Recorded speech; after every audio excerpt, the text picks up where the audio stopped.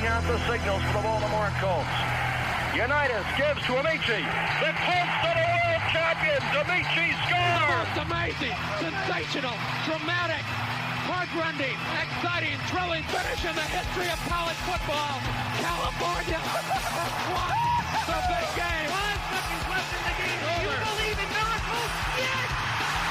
Unbelievable. This is Phil Steele. This is Mike Burnham. This is Wes Durham. This is Mike Ashley. Hi, this is Chuck Foreman, number 44 of the Minnesota Vikings. Woo, mercy, this is handsome Jimmy Vine, the Boogie Woogie Man. This is Coach Fry with Virginia Tech Football, and you are listening to Big Dog Sports Talk. Are you ready to rock? Are you ready to roll? Okay, let's do it. You're in the doghouse with Rick Watson on Big Dog Sports Talk, presented by Pulaski County Sports and Entertainment. Join us in the Family Fencing Studios and chime in on the McClellan Chiropractic chat line. He's keeping cool with help from Little River Heating and Air, but this show is straight fire. And now, the big dog, Rick Watson.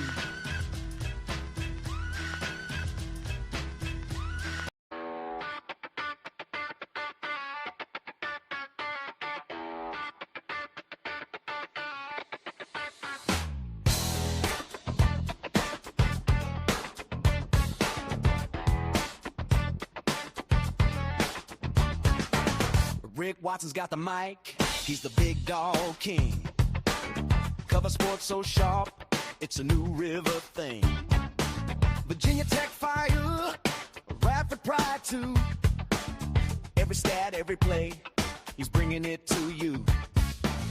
He's got that voice, deep as a valley, breaking it down, no dilly, no dally. Big dog sports talk, feel the bark, feel the bite. Rick's in the zone, every day, every night, from the Hokies to the Highlanders.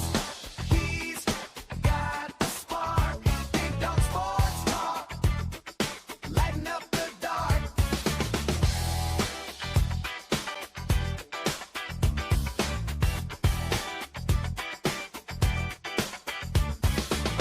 He's got the scoop, faster than a sprint. Calling plays like a coach, every word's a hint. From the courts to the fields, the stories unfold. Rick's play-by-play, worth its weight in gold. With a laugh and a growl, he'll pull you in. Big Dog's podcast, let the games begin. Big Dog Sports Talk, feel the bark, feel the bite. Rick's in the zone, every day, every night, from the Hokies to the Highlanders. He's got the spark, Big Dog Sports Talk, lighten up the dark.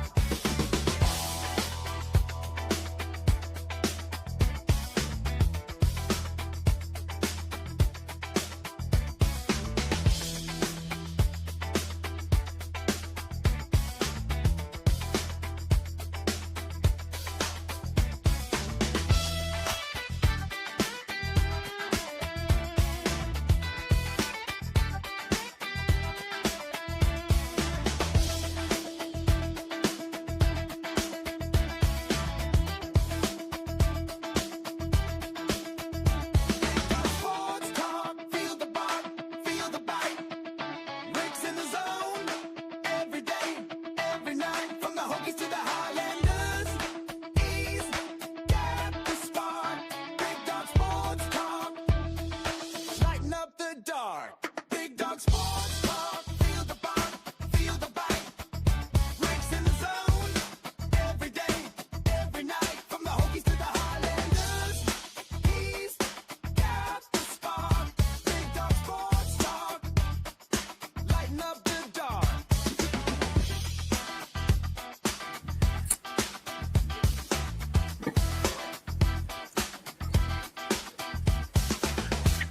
Hey, it's the Finally Friday edition. I guess we'll call it our 4th of July. edition, right? Yeah.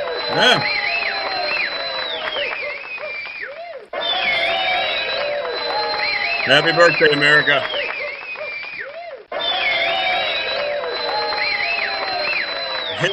In the McClellan Chiropractic chat room. Professional Door Incorporated text line. Yeah, absolutely. Absolutely. Good morning, Prometheus. What's up, brother? How's everybody doing? Call us up or hit us up. Can't call us up yet because I haven't figured out a way to afford that. But when that happens, we'll be able to take calls. Happy birthday, America. I still love that picture.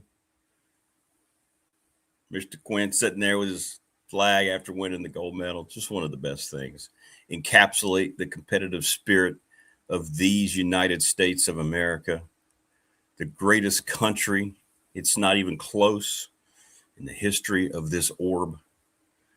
Very proud to be from the United States, from America, and very fortunate, as we are, that we've been able to be here. So ignore the negative noise this weekend. You'll know who's putting it out there and what's being covered as to how anti-American things like the Access Media has become. The groups who do celebrate, you'll know that those are the people that still have the ideals of America in their best interests. It will be obvious. As a matter of fact, there won't be any attempt at transparency. At non-transparency, because they don't care anymore. It's all about agenda. It's all about their view and their hatred. So don't let that cloud your own celebration. 250 years is an amazing number for a nation that has thrived and that has controlled so much of what goes on in the world. No question. What's up, Pink Tag? Hit us up. Subscribe. By the way, I want to remind you here before we get started, Professional Door, we're in July, right? So they started their $40 off offer. And all you have to do is mention that you heard us talking about it here on the program. All right. Travis Williams and Professional Door. Your garage doors need preventative maintenance. Whether they installed them or not, they will come and make them better. 674-0008. If you mention you heard us talk about on BDST, you immediately get $40 taken off your bill. And you don't have to schedule it in July. You can call and get on the schedule. They can do it in August. They can do it in September. But please reach out. Tell them you heard us talking about it and help yourself out. I have neighbors here whose garage doors are messed up. So it's bad. What's up, Biscuits? How are you doing today? Phil Elmassian joins us at 7. Mike Ashley is back with the open mic, which is always great news. And Nate Wise will join us. Nate used to be our baseball guy. He's now working for the VSGA. He is the director of marketing for the Virginia State Golf Association. And I worked with Nate several years at Radford, and he'll join us at 7:45 today.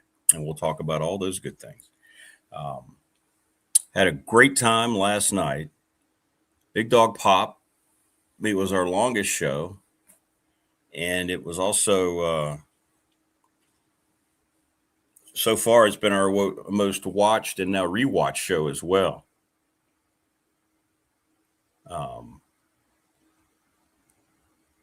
It's been awesome. That was great. It was great. Hey, Meow.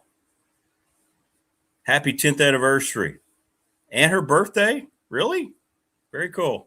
Well, I guess not. Well, happy birthday. Yeah, Coach Elmo was fired up last night. Yeah, he was, for me, he still had a lot of energy from the pavilion. Let's just say it that way. He never runs out of energy. My article comes out on him today in The Patriot. Just a synopsis of my appreciation of Coach Elmo joining the show and how it all happened. He just discovered it about 5 months ago. And what he has come to mean to the program and to everybody. And it was just my way of trying to pay a little bit of a tribute to him with my article. But make sure you hit up Professional Door and you take the $40. That's all you got to do is say you heard us talking about it. Most people have garage doors, and I know they don't work all the time or they don't stay working all the time, let Professional Door fix and get it done. They're the best. They're the best. And thanks for watching here from our Family Fencing Studios. Appreciate Jason Green, 540-282-94. And how great was it yesterday? You know, we're presented each and every day by Pulaski County Sports Entertainment. I'm going to go up there next week. Jonathan Sweet was terrific, and we appreciate everything they do for the program. Couldn't do it without them, and you heard all the great progress they're making on everything. And congratulations to Pulaski County Sports Entertainment on their award. Much deserved. The River Heating and Air, they've been working overtime. I see their trucks all over the place. You know why? Because their units, people's air units are screwing up. Reach out to them. They'll make it as cost efficient as possible. 540-553-2971. The attorney Ryan Pry brings you your BDST fan question of the week. England is your pick to win the World Cup. 701 West Main Street in Radford. Trust and estate planning. I'm going to say go USA. Pulling for them. I'll watch them, man. Go. Go, go, go, go. I hate that they had that terrible call against one of their better players, but the red card. National Bank member FDIC, the exclusive banking partner of BDST on YouTube, my exclusive banking partner. Thanks to Larry Ramsey. I had to refinance things. You had unexpected things happen. You're like, whoa, what am I going to do? Well, you go to National Bank, and in about 2 weeks, they took care of it. I mean, it was crazy how wonderful they are. And we've already talked about them, but why not? Sponsor of our text line, Professional Door, 391-0788. Family owned and operated, year number 40. Awesome. Congratulations. If you haven't checked out Ready Set Fund and you need to get uniforms for your high school, middle school, rec team, whatever it is, church group, reach out to Bob Chris, CRIST11@gmail, and read up on the Ready Set Fund. I know when I did, I was amazed. It's crazy. It's easy too. And they can help you. Sundown Electric, excellent reputation, long list of satisfied clients, the test of superior craftsmanship, attention to detail, honest and integrity driven. Reach out to the Smith brothers. They are the best.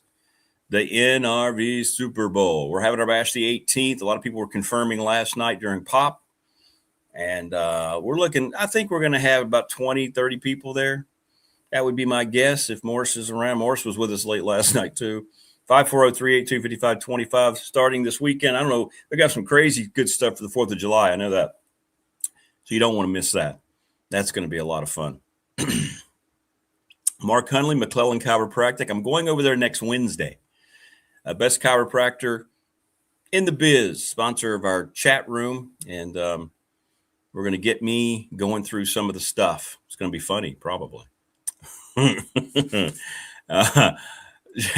Lawson's Mobile Home Supply. Give James a call, 540-381-8011, 300 North Franklin Street in Christiansburg. Parts for your home, windows, plumbing, supplies for your door, whatever it might be. And please subscribe, all the new folks. Absolutely, we are from the States here. Southeastern part of the United States. We're in a great spot here in Southwest Virginia. Not only is it beautiful, great communities, but we have North Carolina, West Virginia pretty close. You can get to the beaches fairly easily. You can go up mountains fairly easily. You can get into Ohio. You think about it, we're in a pretty good travel spot. Pretty good travel spot. Thank you. Excellent. We will see you. Just got another text about the bash. Awesome. Yeah. Well, that's not going to be any warning. You're not going to issue any warning for the United States. Bring it. Bring it. That's what I say. I'm in celebratory mode. I'm looking forward to being out and just seeing everybody celebrate the country the way it is. Go Broncos, indeed. You better believe it. Buona. Go Broncos. Woohoo. That's right. I got the old logo on today. This is the logo they lost 4 Super Bowls with. The Big Dog Pop was great. Last hour or so, we had Dwight join us, and Coach Elmo was on, Morris, Denny Van Pelt. Coach Mabry's awesome. I don't know who else we had. We were loaded to the bear last night, man. It was great. So I'm pleased with how that's going. And seeing some of the numbers today that I get, it was nice. Very nice. Very nice. But we'll catch up with Coach Elmo here in just a little bit. I think that a gentleman like him, he'll never he understands the impact he had, but he doesn't sit around and like think, wow, I was really impactful. He talked about it a little bit last night. And he's one of those coaches that, I heard his name and I read about it in the article back first run of the show with Coach Beamer. He would come on bi-weekly. Imagine that. The greatest football coach Virginia Tech will ever have, the man who made it all happen, would come on the show bi-weekly by his request, by his choice. Man, those were the days. But anyway, and the first time I heard Phil Elmassian's name was from Coach Beamer, and I didn't know really anything about Phil Elmassian. And he talked about how he was the pivotal change. The pivotal change. It was very interesting. Very interesting. But now we've gotten to know him and all the different stops. 18 stops we found out last night. Awesome. Agreed, Juana. It was a low-key move that's not getting enough credit, but you're able to get a guy like Waddle, and everybody was saying you gave up too much, and all this, gave up your first-round pick. Well, you're picking low anyway. You weren't going to get a player as impactful as Jalen Waddle. I agree with you. Well, Mims is important. I think they need to re-sign him. We're having Broncos talk here, me and Juana. I don't want to lose him because I think he's starting to develop as a capable target, and I think that could loosen him up a little more, having Waddle. So we'll see. I think it's ridiculous, Juice. I think it's the product of social media that young people are doing what they are to themselves, trying to look a certain way, be a certain way. I think it's ridiculous. I think anybody who injects anything into their body to try to look a certain way have lost their way instead of trying to earn it the old-fashioned way and make it count and make it stick. Everybody looking for an easy fix. People trying to change who they are. And it's encouraged. It's ridiculous. It's grooming. Grooming is what access media is doing. That's what the movie studios are doing. That's what social media is doing. It's grooming young people who don't know better. Yeah, I did too, Prometheus. That was cool. Coach Elmo was holding court about Coach Dooley, Coach Bill Dooley. Let me go get Boa real quick. But, yeah, that was – how about that? That was an immense amount of respect that he had, right? Let me go.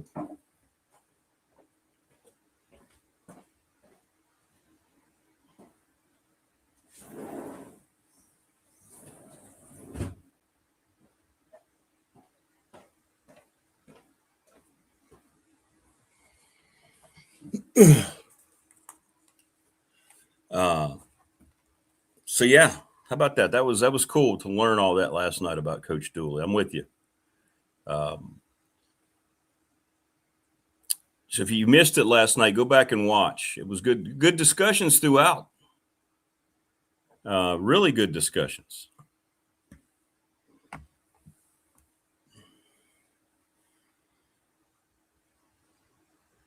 What is your best bait for catfish and bass? Small fish, shad, something like that. Who would win with silverback gorilla? Well, I like stuff like this. Or a polar bear maxed out on both sides. Ooh. I think I'm going with the polar bear.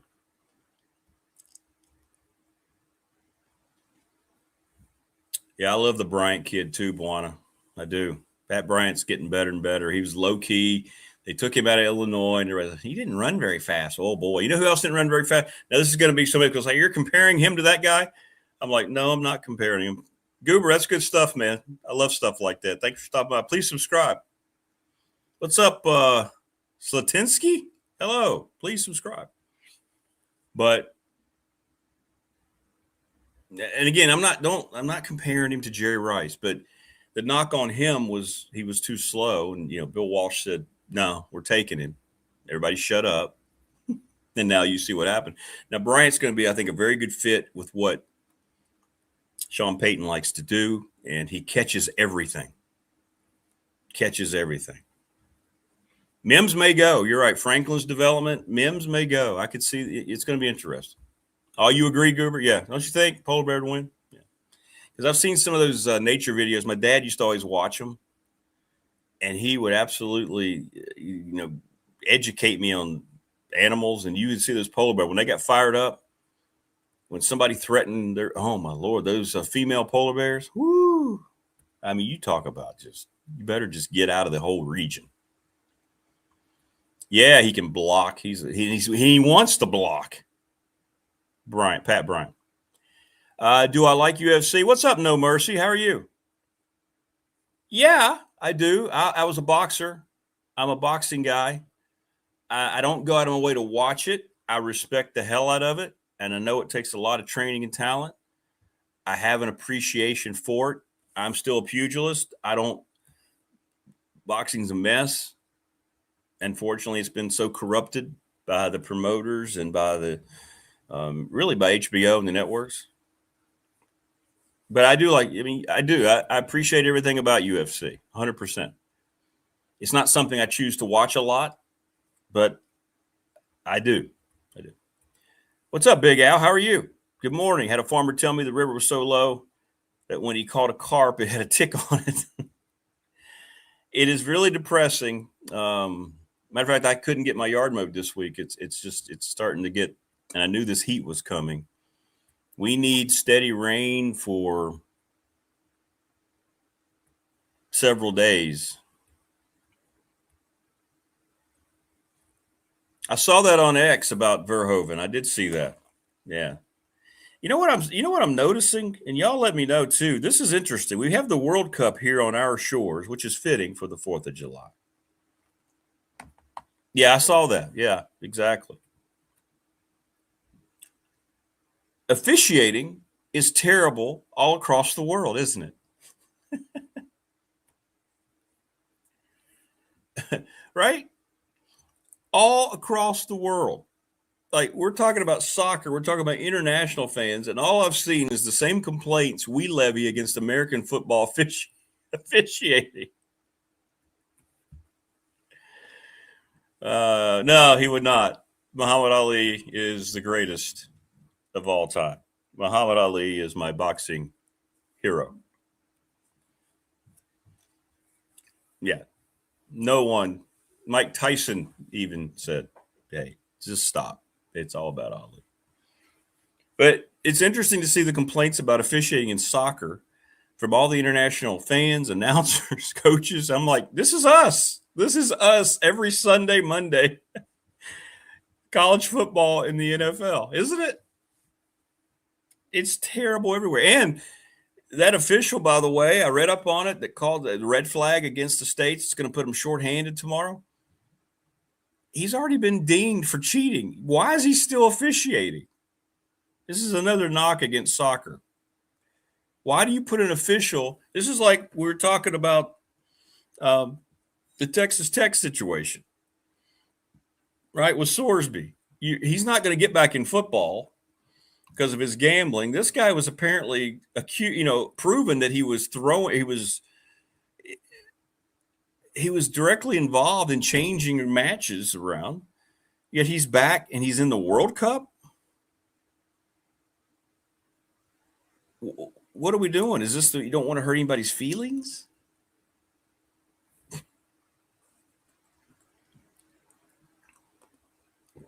I don't know the answer. I'm confused by that development. I really am. This world frightens and confuses me. I don't understand. I really don't. But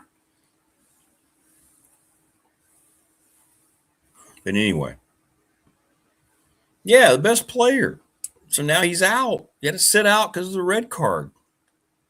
It wasn't an accident. And everybody is saying they believe that it was intentional. And I think it was too. And you got a very tough match coming up. A very tough match coming up against Belgium. That's Monday. I think I said tomorrow. It's Monday. On Monday. Does anyone even know what offsides is in soccer? It's not as easily identified as hockey. You know, it's about the blue line in hockey, right? But when I'm calling matches down at Radford University, sometimes it'll look like offside. Sometimes it won't. A lot of times it's let go. A lot of times it's called, and sometimes it's called late and the players are continuing and they don't hear the whistle, and, you know. But now we have the VAR review, more reviewing. So, yeah. In any event, it's been interesting seeing the complaints about the officiating. Yeah, I saw that. I hope so too. I hope people look at it and realize it was stupid. And then they were showing clips after that. Did you see that yesterday, Prometheus? On X, they were showing all these things that happened in games yesterday, and guys were just the things that deserved red cards, and then they kept putting it side by side against what was called against the U.S. player. And it's like, it clearly wasn't in any way, shape, or form a red card. He's trying to influence the outcome of the next match. And they just, you know, this is why international soccer, if you take the time to keep up and watch and read about it, this is why it's under scrutiny, because of things like that happening all the time. Right? All the time. So I'm with you. So we had this this morning when I'm out, and I saw Creed kind of acting funny, and he kept looking at something on the driveway, and it was still kind of dark this morning. Well, there's like a medium-sized bullfrog out here in our parking area. And he may have wandered from one of the farmers' ponds, you know, and I started thinking it's got to be because of the drought, right? I bet where he was dried up. Made me sad, and he's looking for a new body of water. And Creed wasn't really, he was more curious. He wasn't messing with him. You know, he was just kind of smelling him and so forth. Got in behind him, and then the bullfrog leaped away, and he jumped back. It kind of startled him. It was pretty funny. But in any event, that's my bullfrog story here this morning. But yeah, I hope the appeal works, man. They need to get that completely reversed.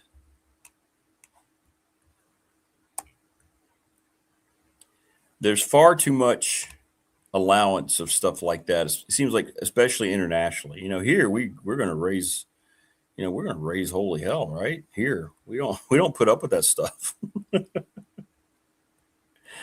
We're going to complain about it, if nothing else.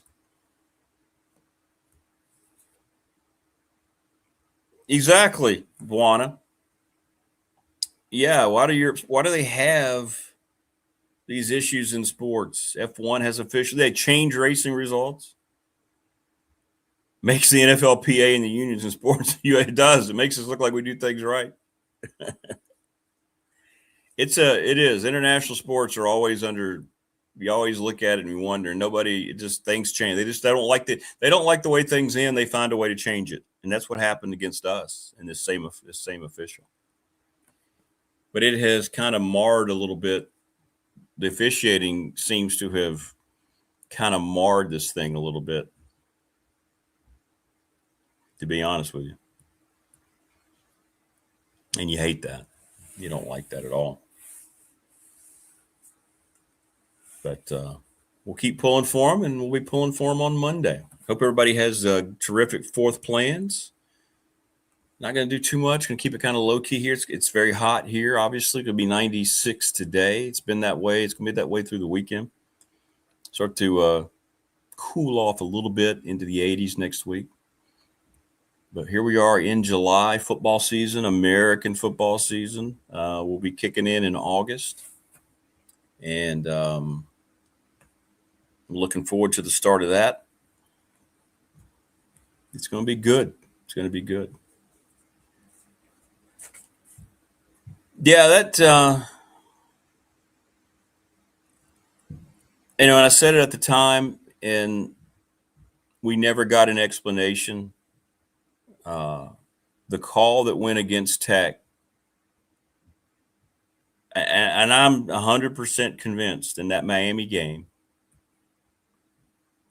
was intentional to keep Miami where they were in the ranking. I'm sorry. They have replay. Let me let him back out. I'm sorry. He's that guy. Hang on. You gonna do that? Will you let Treat in on your way out? You good? Yeah. Okay. Thank you. Come on, buddy. Come on. Okay. But yeah, I believe that was completely and utterly just don't let him follow you. That was completely and utterly an attempt by the ACC. Horrible explanation. They had replay. And they didn't have enough evidence. It was called a touchdown. And when we see so much other stuff, especially in college football, when we see so much other stuff that they say was inconclusive and they can't change it, that was at the very least Prometheus, regardless of the call, was inconclusive. And then they overturn it. And that was all to help Miami and Cam Ward. You will not convince me otherwise. You will not. You will not. And we never got any explanation. I think that's when I lost the final bit of any kind of hope I had Jim Phillips was going to be able to make the ACC into something, the way he defended the officials. That's when I lost my whole, all right, this guy needs to go. Hey, Jim Phillips is not a good commissioner. Sorry, it's just not.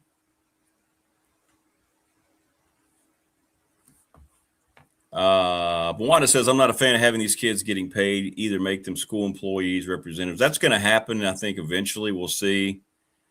There's never going to be there's not going to be a collegiate collective bargaining agreement or players union because, that's not going to happen because the CBA limits their capabilities. But Buana, I'm of the belief now that it's not ever going to be fixed. I don't believe there's anyone with, all the government interaction. They're trying to put these things implemented. They won't go through. And if the government can't change it, there's not going to be anybody other than the Big Ten or the SEC who can start making its own change in the industry. If the two biggest peers of everybody else starts changing it, maybe something happens.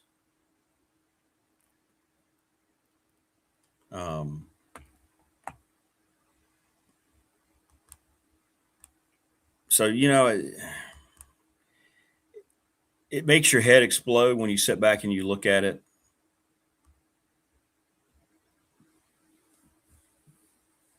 All we hear about now is constant money. Every hire Tech is making is about money.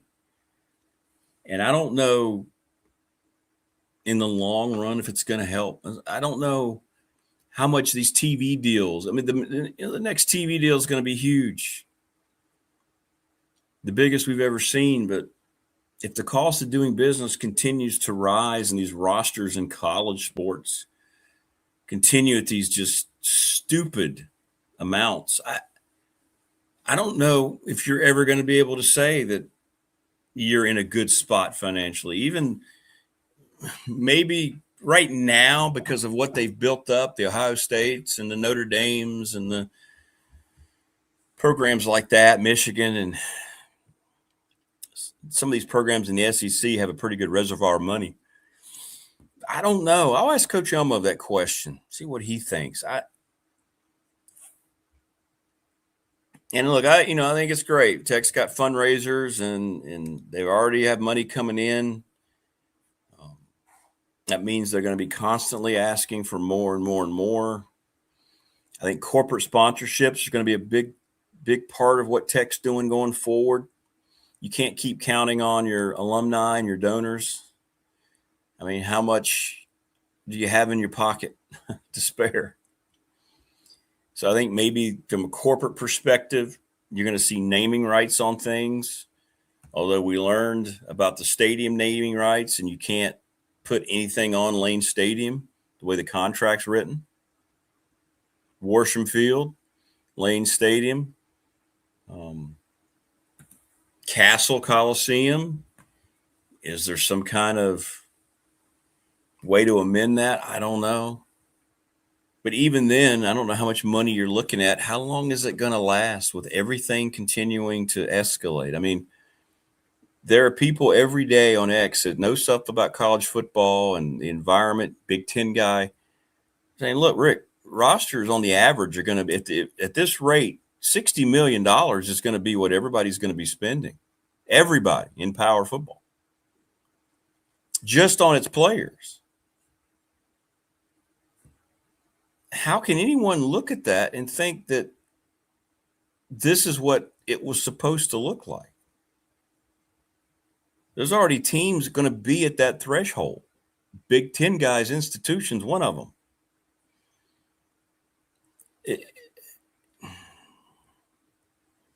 It blows my mind that we're at this point.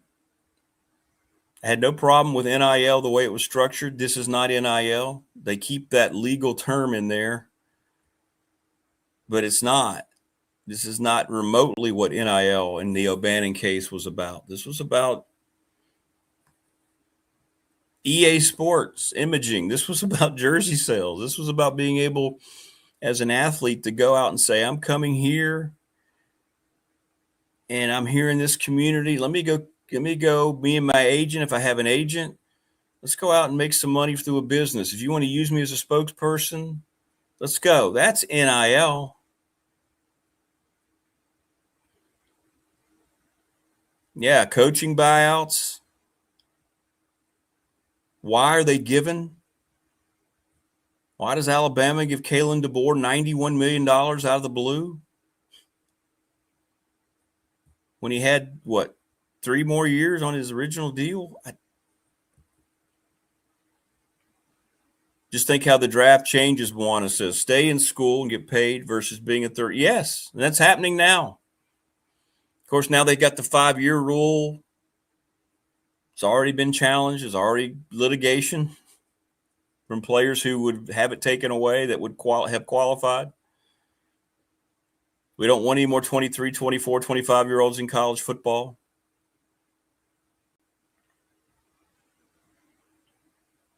But a lot of these guys are, especially guys who know. I think Sorsby was one. He didn't know what his NFL future was going to be. Throw out the gambling stuff. We know he has no future now. Throw out the gambling stuff. He was getting $6 million from Texas Tech.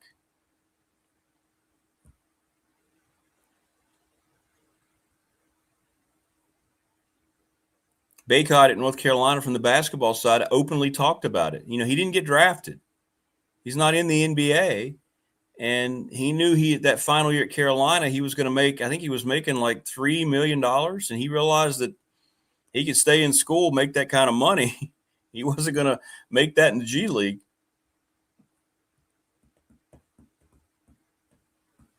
Golden parachutes for the state's highest paid employees. I like that. That's a good term, Buana. Buana, I hope you come around all the time. You're good, man. Jumping in here the first time with some good points. Yeah, it did. That whole extra year crap, was it just guilt? I don't know. And the way I always look at it for me, this is the reaction. What was implemented about COVID is what changed everything.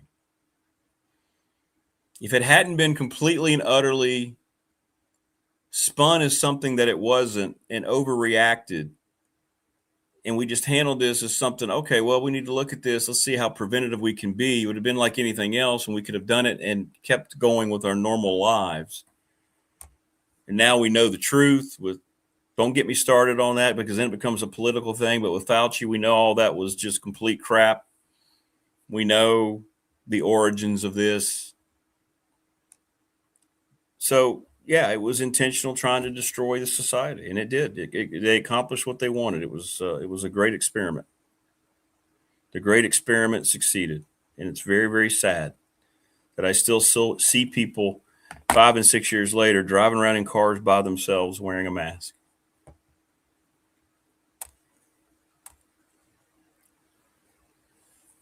Oh, you worked with SI. No, you're good, Buana. Your stuff's good. Your stuff's good. And I'm sorry you got sick. I hope you're okay now. But imagine Virginia Tech, folks. All right. And I think James Franklin knows this. And I don't know, the roster's 30 to 40 mil probably going to be coming up.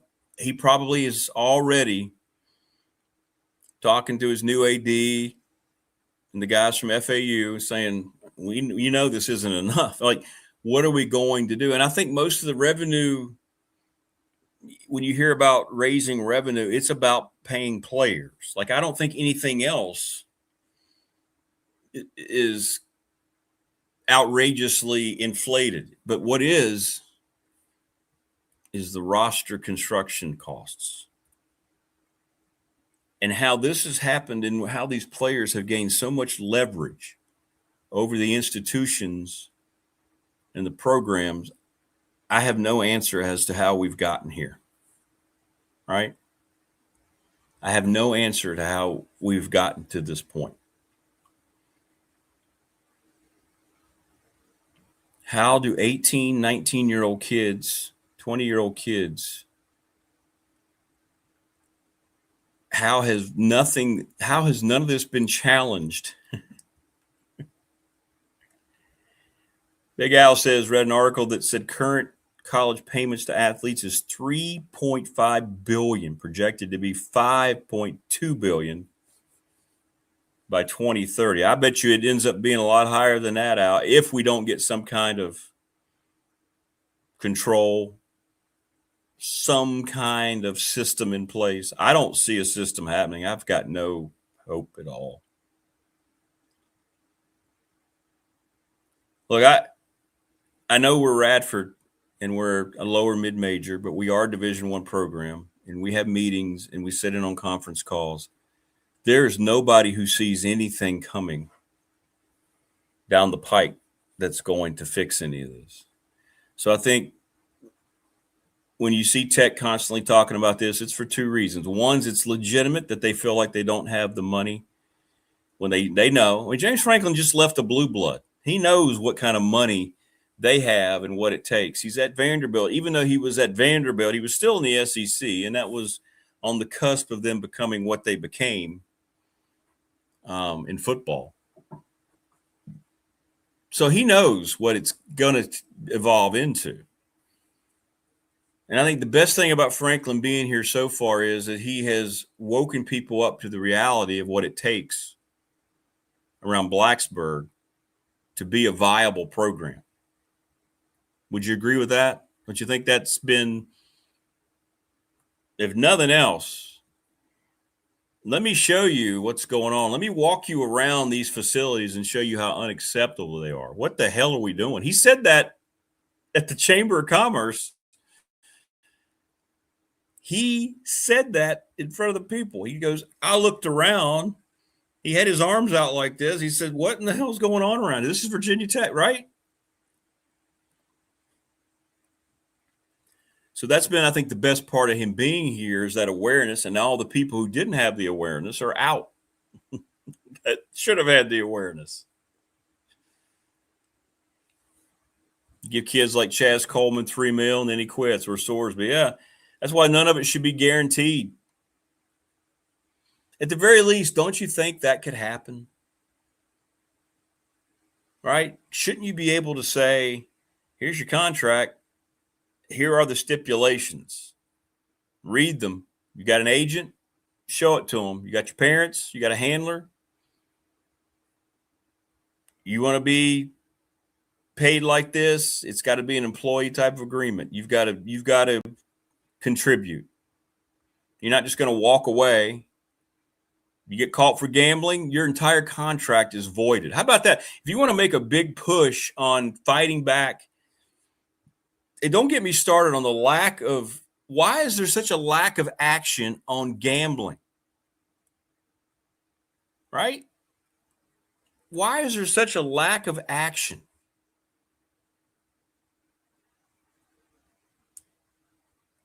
When I got to a few facilities at schools, they were crazy, even low budget. Yeah. You got to walk around Clemson. Unbelievable. Everything. Well, you name a sport. But why isn't that part of these deals? By the way, read section 6. Should be section 1. If in any way, shape, or form that you are caught, however you want to word it, legal, mumbo jumbo, Richie Davis, he could do it a lot better than I could. Brian Pry, the attorneys. If you're caught, if you're in an investigation, if you are betting on games, your money is gone. If you want to try to stop this, why wasn't that in Brendan Sorsby? Well, first of all, why didn't they just check his background? But why not put that in there? Wouldn't that be something now? As we know, and we get the reports, this is so rampant, folks. You have an idea. You're a smart audience. Even casual bets are happening far too often. Morris, what's going on? You were great last night. From 1776, where our country was conceived, 250 years later, it's the best experiment that one country has ever achieved. Take pride in the U.S. of A. and pray it's here to stay. BDST is on. Yes. Absolutely. 100%. Not going to let any of the naysayers get to me tomorrow. To hell with them. It's about celebrating this country. You realize you have the opportunity to complain and to protest. You have that freedom because of where you are, right? Do you not understand that? No, you don't understand that because you're stupid. Australia versus Egypt. Who do you think is going to win the World Cup? England was the choice here, Clip Beast, by our peeps. Never seen a player banned by the NFL. Paul Hornig, the great running back from the Packers in the 60s, was banned. He was investigated, I want to say, for a whole year. I'd have to look up the story. But you're right. Modern times, I don't think we hear about it very much, which I don't understand.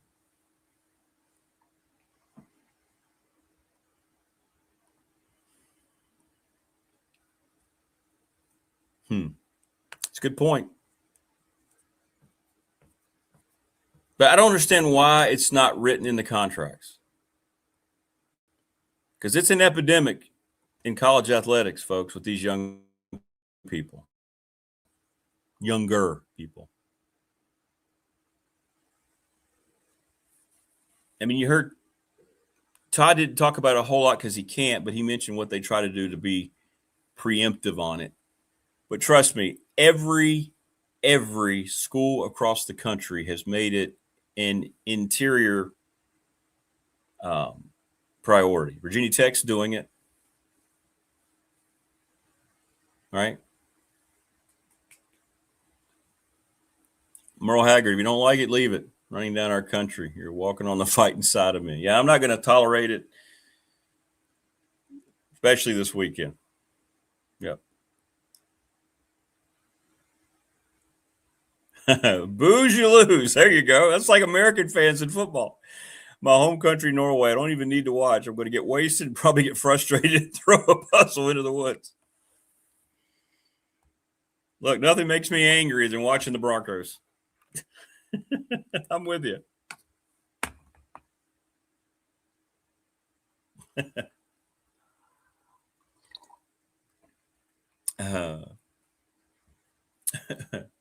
Coach Elmo, Mike Ashley, open mic, and then Nate Wise today on the program. Jen is traveling. Now, she did reach out yesterday. She's trying her best to be at the Bash on the 18th. I hope that happens. That'd be great. So it'd be great to have her out. And I know Coach Elmo's coming. I'm going to reach out to Burn Up again, try to get him out there. It was. And the info that I get, people are rewatching. That thing got Pop last night, had a good night. Yeah, Pop had a good night last night. You know, we were on for 3 hours, and since we ended last night, we've had over 300 rewatches of that. So that's pretty cool.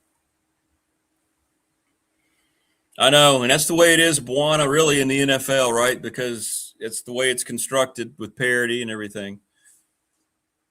Every game seems to be a fourth quarter game. And with the Broncos, there's no question. You just have to sit there and just – and we got robbed of a Super Bowl appearance with the injury to Bo. We would have beat the Patriots. Hell, they almost did with Jarrett Stidham. 10-7 in the snow. Jarrett Stidham, ladies and gentlemen.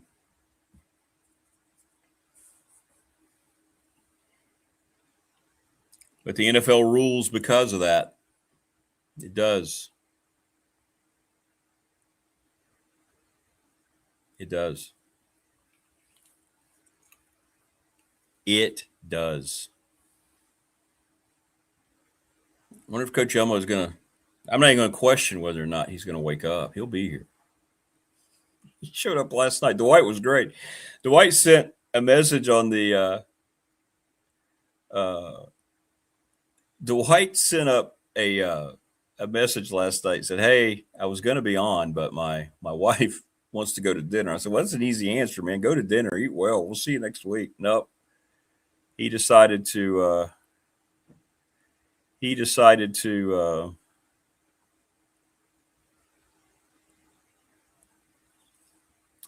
eat and then come on, and he was great.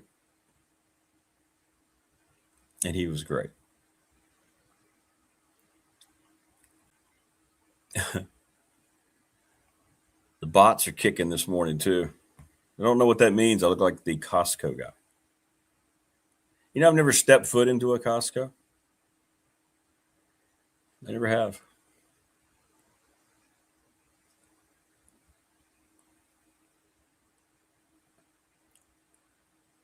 Yeah, the bots are plentiful here on this pre-July 4th.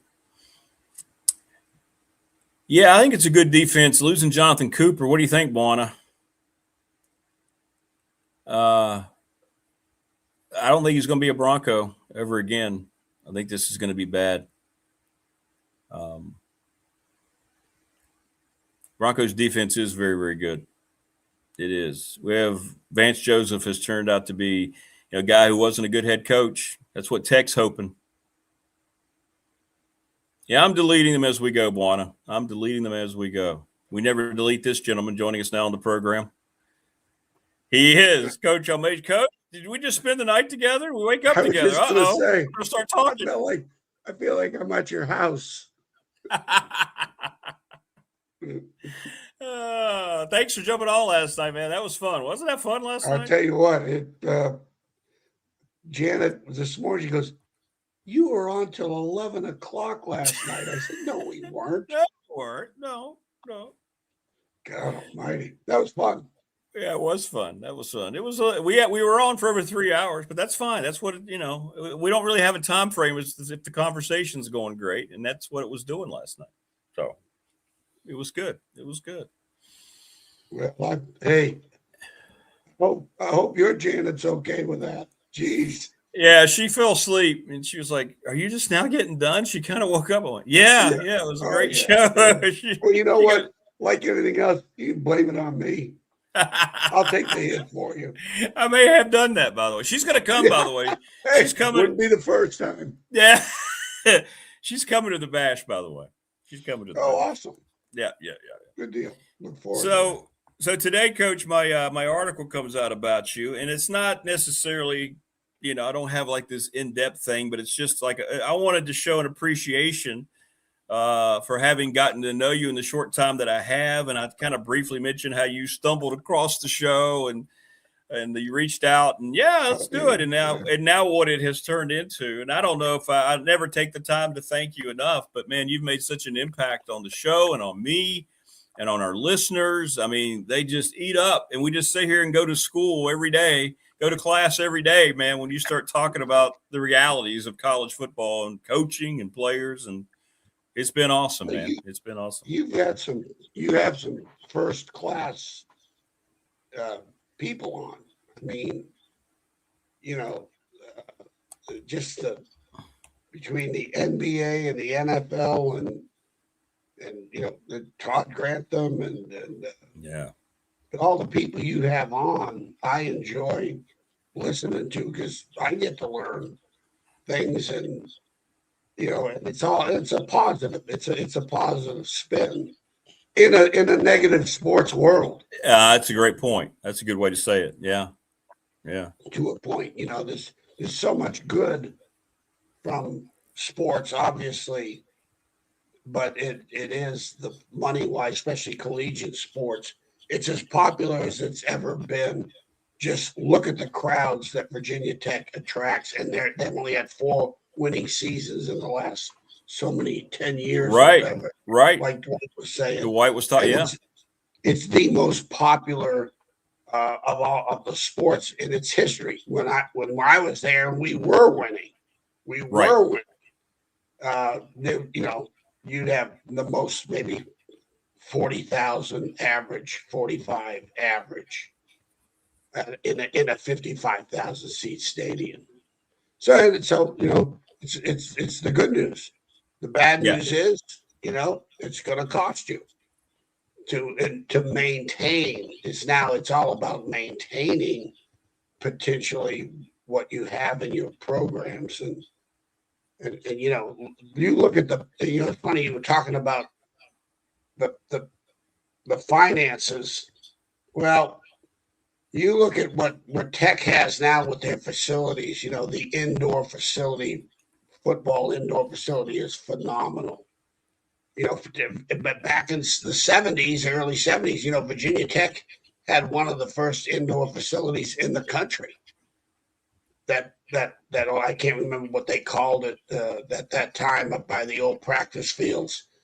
And it was built. I think Michigan had one, but there were a handful of programs that had an indoor facility, and Virginia Tech was one of them. And Virginia Tech was always going to have one more seat than UVA. If UVA expanded to 55, they're going to have 56. Yeah. They were always going to have a larger seated stadium, always. And but now you look at today, Rick, with the Merriman Center, which was just completed when I was there in the late 80s. It's there's not enough room for the people. Right. There's not. No. I think. No. And correct me if I'm wrong. I don't know. I've been in that facility. Obviously, the one floor is, they got the weight room down there, and they've expanded that. Then the one floor is, football. But I do think the administration, the third floor is administratively. I think the AD's office is over in Merriman on the third floor, so he's housing. It's this, and now you take football alone, just football alone. You got your GM and his staff. Now, I don't know what that number is, but all those guys he brought from Penn State, they're all, quote, administrators. Yeah, they're all sardines. Yeah, right.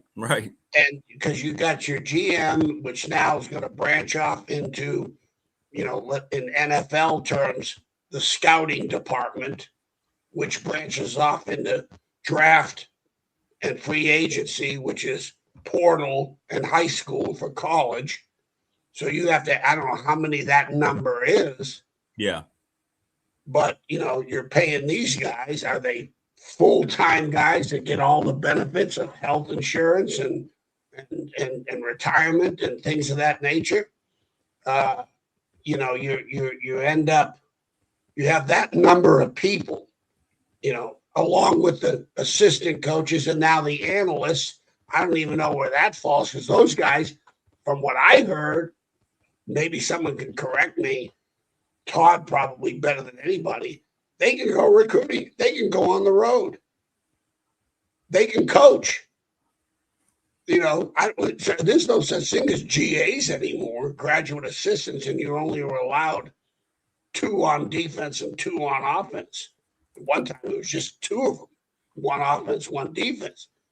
So you talk about increase in staff volume. They said at Alabama with Coach Saban, the staff room, it's like they had to have like stadium seating, 3 rows of, because and they said, I've heard this, and this like 25 people in there in a staff meeting. I know. Where we only used to have, the not full-time guys, 2 GAs, and maybe the trainer, maybe. But so he's when he says the Merriman's, the facilities aren't good enough, they're not efficient enough. Correct. To house all those people and their responsibilities and where they can do their job efficiently. Which he's right about. Yeah. More computers, more, cubicles, spaces, or whatever that these guys can do their job, because the portal evaluations are ongoing. They're yearly. I mean, right now, everyone's give me the list of all the first team MAC, Sun, Power 5, all conference guys, first and second team, and I'm looking at them right now for the following year. Those are the guys. And that's not just the Power 5. That's everybody. Division 3. Give me the all conference guys in the ODAC. I'm going to look at them. So, they're 24/7, 365 days, or how many minus maybe some vacation time. Right. They're watching players every day. So, I think it's more of, not that the Tech's facilities they're good enough. They are good enough, but they're not efficient enough to house all the people that you need in a football program today. If you don't, they were so far behind in their recruiting with the finances and then the numbers of people that you have to have today.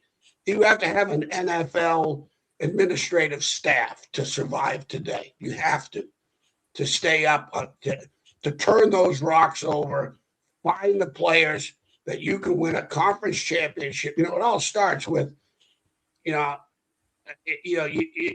before you can go into the national championship, you better win the conference. That's right. That's right. You can't talk national champion till you win the conference, or at least when it was split up in divisions. That you start with the division. Your goals. Let's win all our home games. Well, okay, that's a good goal. All right. Let's win the red letter game. We call it the red letter games, UVA. Back in the day when it was West Virginia and UVA is the red letter games of rivalry games. Let's win those games. Let's win the division in the conference, because then if we do that, we get to the championship game, and that gives us a chance to win the championship. And then you get to go to when I'm at Wisconsin, we can win the Big Ten. Hey, we're in the BCS Bowl. We ended up 4th or 5th in the country to have one of those 2 bowl teams. Well, okay, we're a win away, or 2 1 or 2 wins away from being number 2 or number 1 at that time.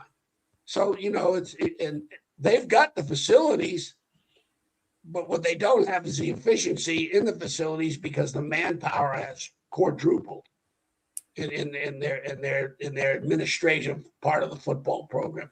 And that's cost you money. Like I said, do they get the benefits?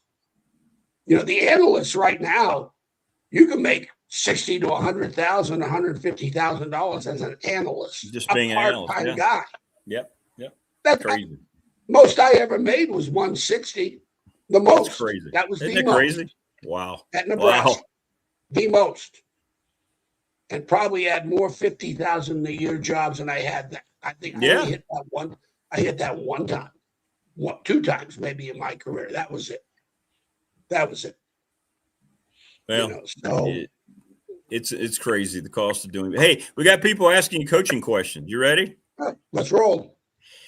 Your first one, you're going to jump all over. I know that because you were one of the best defensive back coaches in the country. He said, how do you suggest to players and fans even to learn coverages faster? Like, for instance, a cover 3.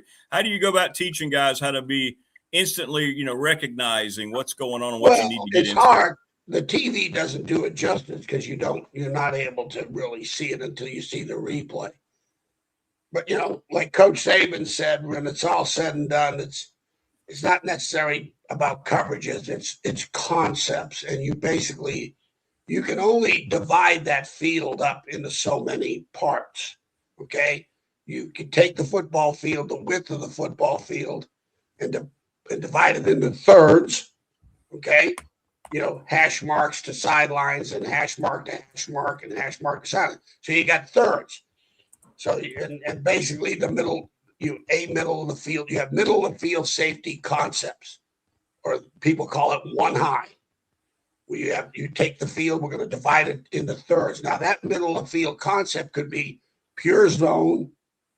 And if I'm in a 4-man rush, there's 11 guys, so you got a 4-man rush. So there's 7 that, and then you can take your zone people and spot drop them, go into spots, numbers, hash, middle of the goalpost, hash, and particularly with a college game differentiates where the hash marks are so much wider than the pro game that you literally have more of a bigger field when the ball is on the hash, when it's, quote, outside the goalpost.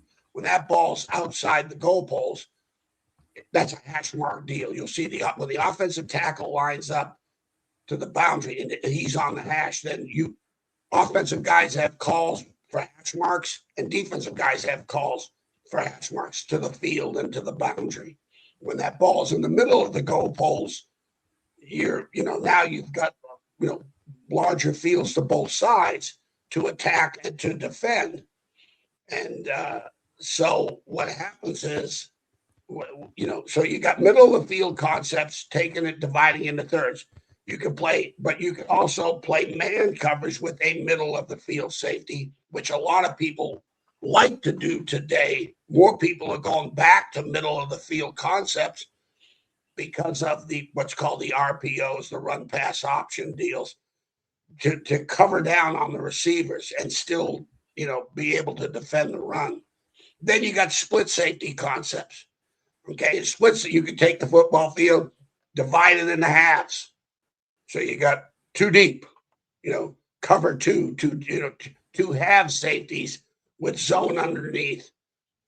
You could have two deep safeties with man underneath. You could have 2 deep safeties, then take the halves and divide it into quarters. So that still gives you what's called split safety concepts. You got middle of the field concepts with 1 high safety. That could be a variance of zone man or zone underneath. You could have split safety concepts, which is cover 2, okay, either zone or man underneath. Or you could take the field and take the halves and divide it into quarters. So then you got quarters, which basically the corner, the 2 safeties and the 2 corners have the quarters of the field. 4 guys to cover four areas. Could be a man match concept, could be pure quarter zone concept. if the receiver comes into my quarters, I'm matched up man, on a vertical, which handles what's called the 4 verticals, the passing concepts. So that's you can't crap another concept. You either got thirds, halves, or quarters. That's your zones. Okay, that's all. And then the combinations of quarter, half. That's another combination you can have. You can have a half the field defend with the quarters defend. So those are your concepts. And the offense, they have passing concepts versus they got cover 2 beaters. They got middle of the field beaters. They got quarter beaters. They've got half beaters. They've got these high, low, or vertical, horizontal stretches that can win in the concepts you're playing. The toughest thing for a quarterback, and every offensive coordinator has told me this, which you'll see, and Coach Saban was, because of his NFL experiences, Belichick was the same way as like Todd was saying with Peyton Manning, let alone the odd front with the protections, was line up in split safeties with the corners pressed up on your receivers. And then when that ball snapped, you could go from split safety concepts to a middle of the field concept by dropping a safety or spinning the safety to the, any which way you want to spin the thing. And it doesn't matter if you're in nickel, you're in dime, you're in your regular personnel. You're just changing the people, but the concepts remain the same. I don't know if I've been able to explain myself. No, you did. That's basic. That Pat's defense. When it's hard on TV because it's hard to see. Right, you don't see the whole. Yeah, exactly. You won't see the whole thing, but that's what you want to look for. Either you got middle closed or middle open. In other words, you either got middle of the field concepts or you got split safety concepts. Okay, and in the NFL, if they see split safeties, they're going to run the ball. If they see middle of the field safeties, they're going to throw the ball. In terms of the first, second down scenario, it's a numbers game, Rick. You got one receiver, I need 2 defenders. Because if you got 1-on-1, then you better have the right cat out there. Okay. And same thing with blockers. I got 2 blockers, I need 3 defenders for the unblocked guy. That's when it's called 11-on-10. Now, when the quarterback starts running the football on the design runs, that's called 11-on-11, and that's why I'm sitting here talking to you. When I became a coach, thank you for the accolade of the best DB coach in the country. But let me tell you, when that spread offense quarterback run game came in, Bud got away with playing the bear against Ohio State. He played the bear, which was cover the center, cover the 2 guards, got in that Buddy Ryan 40, which we played when I was there. I put it in at Virginia Tech. And he got away. They played 0 coverage, which meant the corners had no help whatsoever. And they put the safety. It was 11-on-11, and with not covered, 0 blitz coverage, which meant, but without blitz. And maybe sometimes I'm sure he did blitz. And for 4 quarters, Urban Meyer's talked about it on his podcast. For 4 quarters, they had a young quarterback, and it was game over. Yep. But now, all of a sudden, Bud gets something that's saying, oh, okay, just like we did back in the day. He went, oh, okay, we made the offense defend itself. Then next thing you know, East Carolina's beaten them 2 years in a row. Because now when that quarterback comes out on the perimeter and that safety misses that tackle, he's hitting his head on the goal pole. Yep. Changes everything. You're right. And so it caught up with Bud because the offense, they're going to figure it out after a while. Yep. Give them time. They'll figure it out. And it caught up with Bud when it was all said and done. Hey, the other question we asked Coach Grantham it was about heavy tight end sets, and which did you dread to see more? Which would you dread to see now, the spread or these heavy tight end sets? 12, 13 personnel. Todd took us to school the other day. What do you think? What's your take on it? No question about it. It all goes back. Tom Coughlin, when he took that Boston College job, I was coaching at Syracuse. When he took that Boston College job, he had three. He utilized the tight ends, and a couple of them played in the NFL. And next thing you know, they're like a 3-win team his first year at BC. And he goes, plays Penn State, and put the 3 tight ends, had the tight end on the line, and then had the wing tight end with the other tight end right beside him. It was like a nutcracker type formation. But bottom line, there were 3 tight ends into the boundary.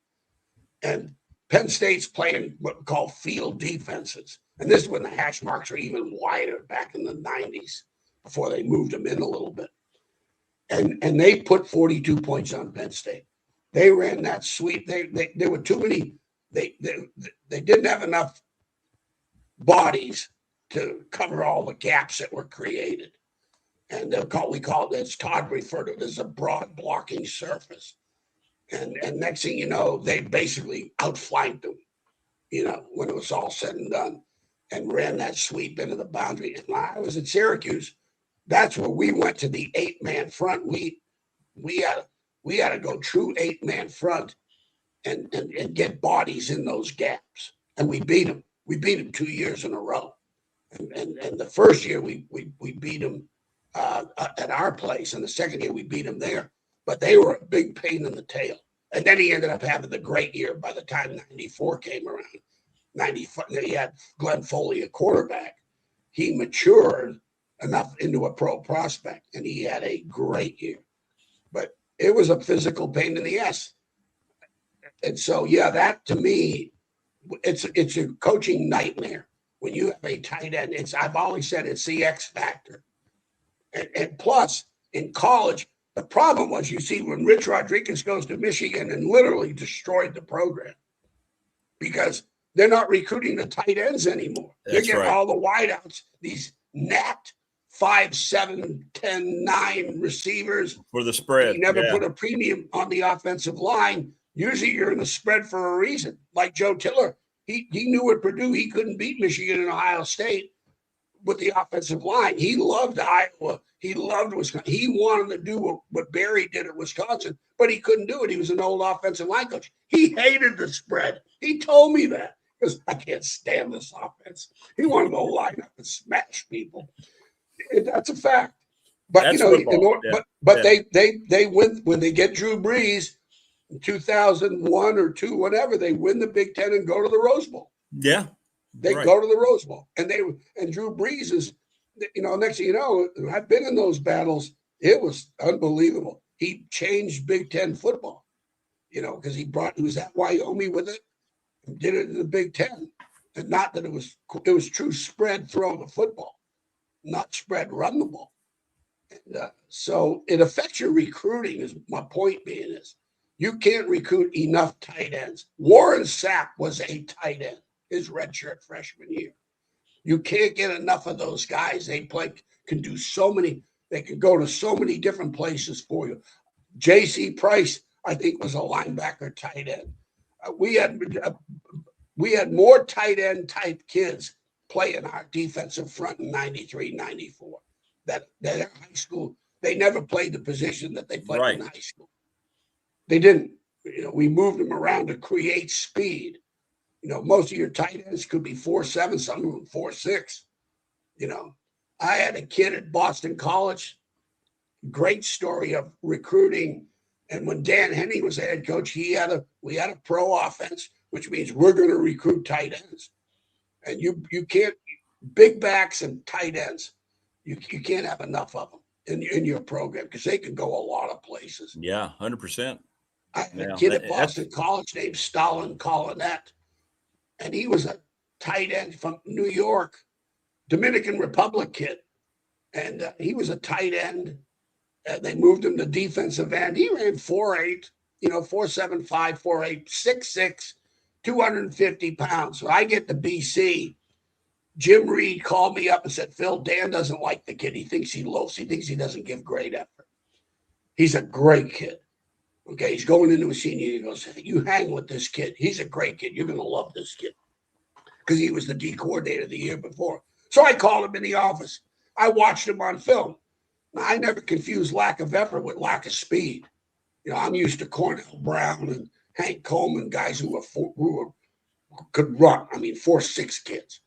I said, Colin, I said, Stalin, I said, you don't lack effort. You lack the speed to get the corner and the edge turned.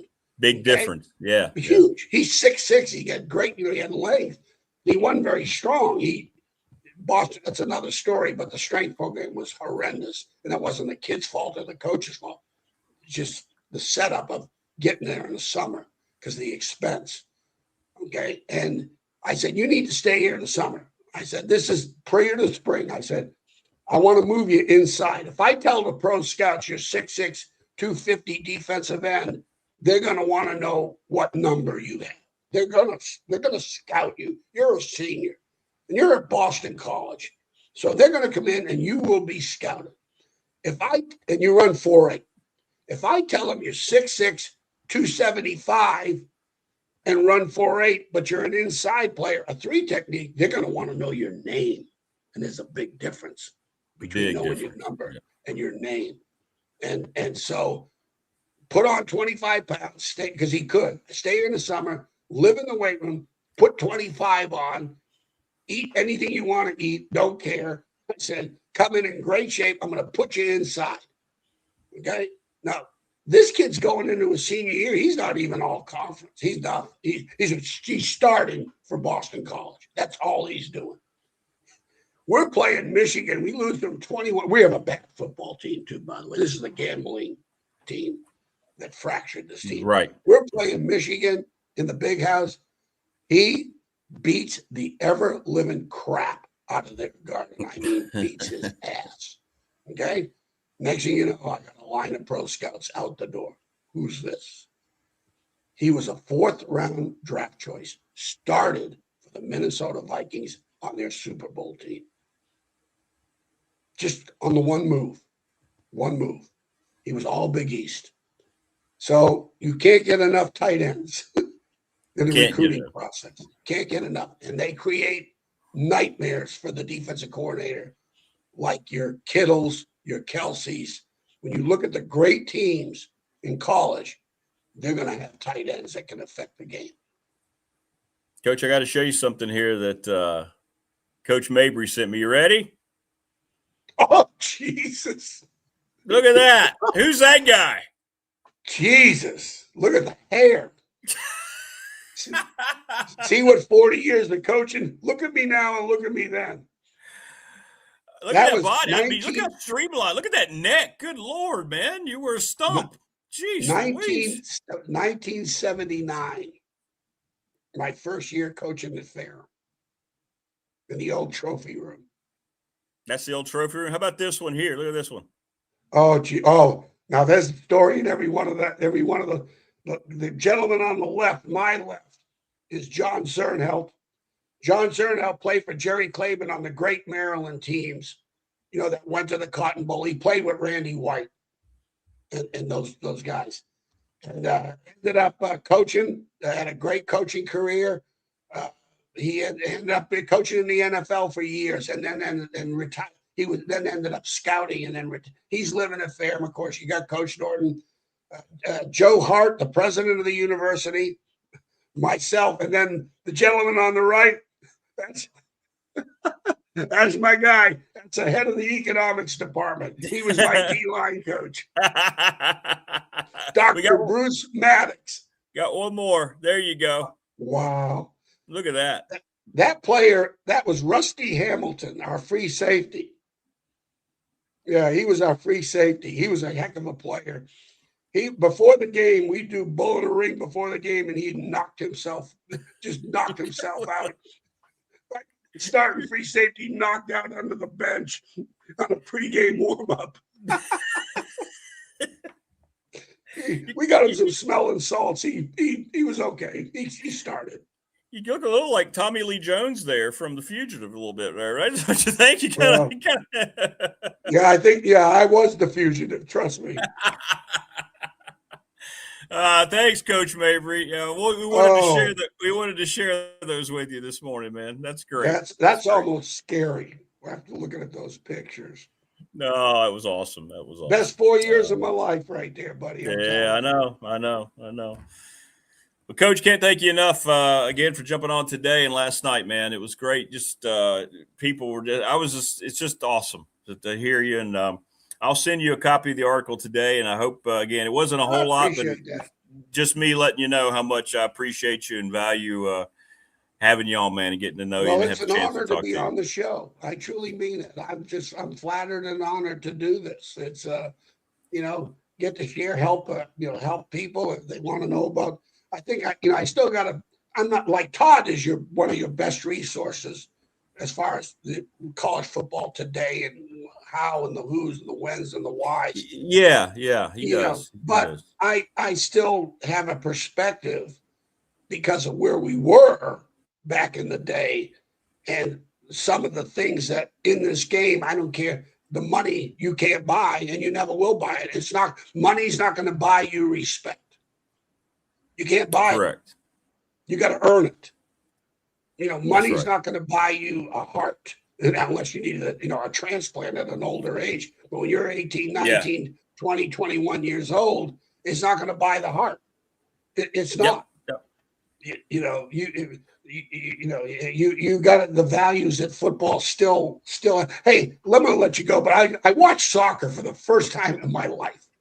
Hey. I watched that USA game. Now, I'm sure some of these are legitimate because I don't know where their paddings are or whatever. You talk about flopping. You thought some of these guys got shot. It's embarrassing. I know. They got the trainers and the doctors running out and they're grabbing their head and they're screaming and yelling. I'm going, what the hell? It's all calculated. Yep. I know. I mean, what the hell is going on with this sport? I don't know. The acting is. I was shocked. They're good at it. I know they are. They know. The NBA is taking their cue from man. soccer. I'm the same way. It takes away so much. You better believe they are. How about the guy? He steps on his foot. He steps on his foot and they throw his ass out of the match for the next game just because he stepped on his foot. I know. Oh, that's not going to happen in soccer. He's been investigated again. Are you serious? That guy was already gotten in trouble once for fixing games. Yeah, I know. Did he really? Oh, Jesus. Yeah, and they put him back in there. He's in the World Cup. How? It's like putting Sorsby back on the field. What are we doing? You know what happened to the world? You know what the worst thing that happened to the World Cup? It came to the United States, and they're going to get exposed. Came to the United States. This country, that shit ain't going to stand, baby. You know that. Not in this country. Not in this country. Yeah. All right, buddy. Hey, you have a great weekend. Have a great Fourth. Thank you. And those guys. You too, awesome. man. Have a great Fourth.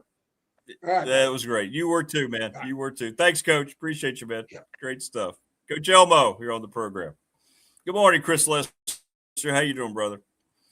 Yeah, they need to give out Academy Awards. It's absolutely ridiculous, man. And it just brings out everything that's wrong. It's why it's one of the big reasons I can't take it seriously, to be honest with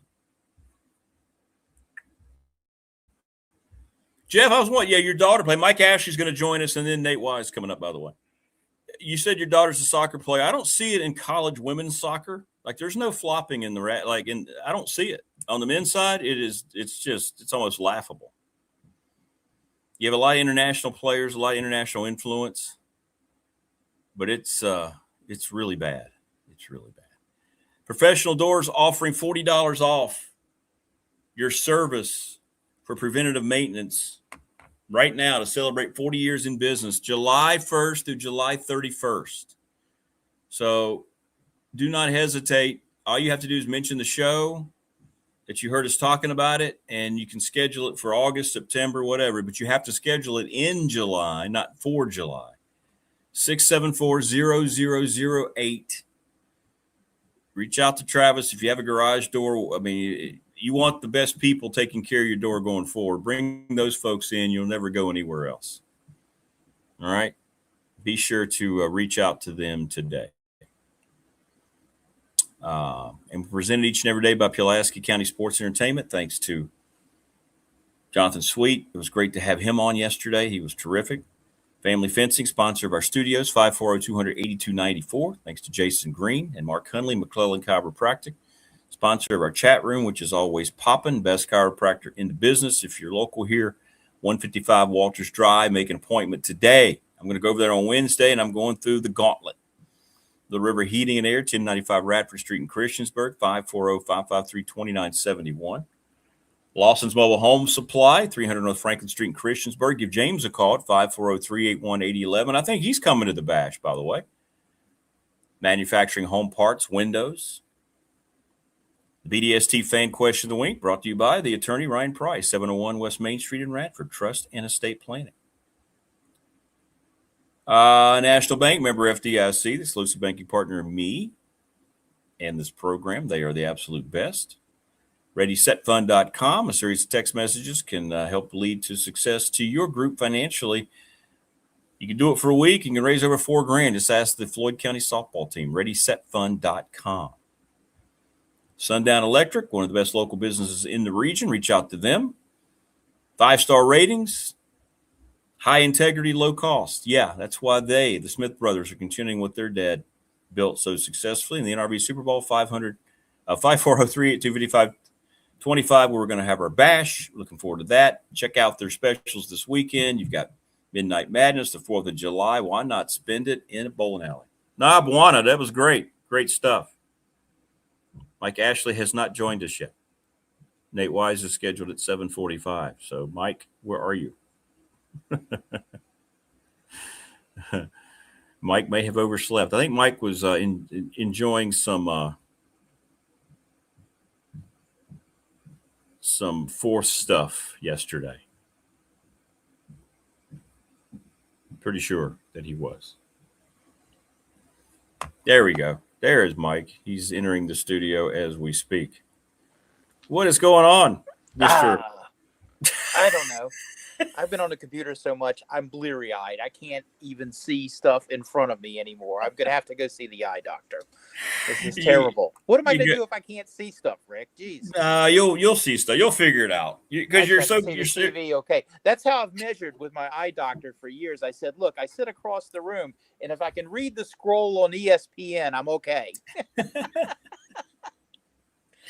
Anyway, I didn't start like that. Hey, happy 4th of July weekend. Happy 4th. Yeah, man. Happy 4th. And the 250 years, man. It's wild. That's a long time. That's a long time, isn't it? I'm going to have more to say about that later. That we're here. But yes. We're here. Yeah. Nice hat. I know. Thank you. That's my old school Bronco hat. I had the orange one on last night during Pop, so I switched it up today. Yeah. This is the one that lost 4 Super Bowls. You got vertically striped socks on right now, too, with the old Bronco hat? I don't have them on, but I have both pairs. I've got the yellow pair and the white pair, and I break them out sometimes. I do. I have got over 100 hats here surrounding me. We showed that one time here, but I know. You're great hats. I hate to pull them out and make all the others fall over, and so I thought maybe I would start wearing hats every day, and then I looked at myself and I said, nope. We'll just show off the chrome domus again. No, you look great in hats. The thing about you look great in hats that I wish I did. Like, I've seen you in fedoras. You look great in an old school fedora, and then you look good in like the chapeau. You could be walking around France with a paintbrush and an easel, and you would just look great. I don't understand. The fedora you refer to, I know. I broke it out for the Hall of Fame in 22. I wore it that night with a press pass in it. And actually that was a callback, because when I was a student at Radford, I found that hat in a Goodwill shop in Roanoke. And I used to wear it to parties on the weekends. Look at Mike. You can pull that. I love that look. I see old movies, and it's like, man, I wish that would come back. That's okay. Cool. Here's the look. Think Superman show. Correct. From the 50s with those big, thick, double-breasted coats and stuff. Everybody's wearing something that looks way too big. A look that the Talking Heads David Byrne brought back later on, but if I could get the clothes like that were too big to wear all the time, so I looked a little thinner, that would be ideal. And the hats go with that. And of course, John F. Kennedy apparently ruined the whole hat thing for all us guys because he looked so good, just the hair, and that became a thing after that, and that's trend, cool. didn't it? Yeah. Right. But I mean, you right. look before that. Of course, the thing I didn't like was I see the pictures of the guys sitting in suits at like a baseball game at the Polo Grounds or something, and all the men are in suits, and I'm like, how could you do that? Like a week like this, how could you possibly do exactly? That yeah. And they're wearing the hat, the hat. You're like, wow, it's cool looking, but yeah, you're right. All right, what do we got in open mic, man, for the 250th anniversary? I know it's going to be good. I know that much. Well, I don't know. I think I need to come on the show and maybe you've taken it to another level here, breaking down all these football stuff, and maybe I need to break down a press room food. Yes, you do. I was often unabated to the pizza buffet. Anyway, we can get back to that. That's Denny Van Pelt's favorite topic of mine, by the way. But I just wanted to start with I'm so old that I remember when being a GOAT was a bad thing. Now it's an acronym for the greatest of all time and thrown around an awful lot. It used to mean you were the reason your team lost, or more gently, you were a stubborn old man. I have advanced to the knockout round of stubborn old manness, but this week, us oldsters are having a moment. I mean, Serena Williams made a comeback at Wimbledon at age 44. Lionel Messi keeps putting the ball in the back of the net at the World Cup at age 39. LeBron James, who was an all-star at age 40, is now a coveted free agent at age 41. And that's just off the top of my head, where much sports knowledge and a lot of hair used to reside. Obviously, I root for old guys and gals. Makes me feel like there are things out there for me besides breaking a hip. I need to pick up the pace on my chair Tai Chi, I guess. Makes me feel or lower the pace on my visits to restaurants and taverns and my couch for my nap. I was the cautionary tale, a once proud backyard and rec sports career sidetracked by adult beverages and pizza. I once had a press conference to announce my retirement to spend more time with my family-style buffets. I'm still in shape. It's just a whole different kind of shape, more like an orb or a globe. I'm donating my body to science fiction. All this age on my mind as America turns 250 years old tomorrow. And our birthday present was a berth in the round of 16 at the World Cup. Rarefied air for U.S. booters, and pretty exciting when you see how other older nations get all keyed up about the cup. A rare, true World's Championship. 250 years does make us sound, I don't know, we're still kind of on our rookie contract compared to other countries on the international stage. We keep forgetting that. And yeah, we're experiencing some rough spots lately, but seeing all these soccer fans come to our shores and loving all things U.S., hot dogs, Buc-ee's, big gulps, double cheeseburgers, ranch dressing, public intoxication, can't help but make your buttons burst a little bit. Us old men, a lot responsible for some of the negatives nationally, us OG goats do actually know a few things, like about Nazis, sharks, old movie quotes, local weather girls, and we know history has a way of repeating itself. And that's good for us because we do have a great history. I hope you all celebrate with gusto this weekend, grill with impunity, laugh and love with friends and families, overeat, OD on Pepto-Bismol, celebrate like it's 1999, and it ain't over until that once fat lady now on Ozempic sings. As the great American... Thank you. As the great American John Winger once said, our forefathers were kicked out of every decent country in the world. We are the wretched refuse. We're the underdogs. We're mutts. But there's no animal that's more faithful, that's more loyal than the mutt. Who saw Old Yeller? Who cried when Old Yeller got shot at the end? Nobody cried when Old Yeller got shot. I cried my eyes out. So we're all dog faces, and we're all different, but we're Americans. We've been kicking ass for 250 years. All we have to do is be the great American that's inside each of us. Now light that grill and make me proud. I love it. A fat lady who is now on Ozempic. Oh, my Lord. You know, Ozempic made me sick as a dog. everybody I know has lost weight, is losing weight, is in great shape, and it just did not work for me. And because it was, the side effects were much worse than just being the jolly fat guy. It's causing a lot of health problems. It's not healthy. It's not, in long term, it's not the way to go. But hey, whatever rows your boat. I've decided to maintain the status quo here. I don't know. I am first team how would you describe your status quo? What's the opposite of? Let's see. Again, going back to college, I remember as I started to put on a little weight, a roommate of mine was a subscriber to Penthouse. Me, Sports Illustrated, to the Sporting News, but we also had Penthouse available in our room too. Well, and I took the psychograph. Remember those that feel out the back of the magazine? I do. Yeah. Off track here a little bit, but I remember the first girl I dated seriously in high school and out of high school. I was thinking, I'm reading sports every week. I read so much sports. I can tell you anything about any team. And you're reading Cosmopolitan, which has and Red Book, which has all this information of how to manipulate us and make us the guy you want. It's not fair. You guys have an instruction manual, and I'm not getting any of that anywhere.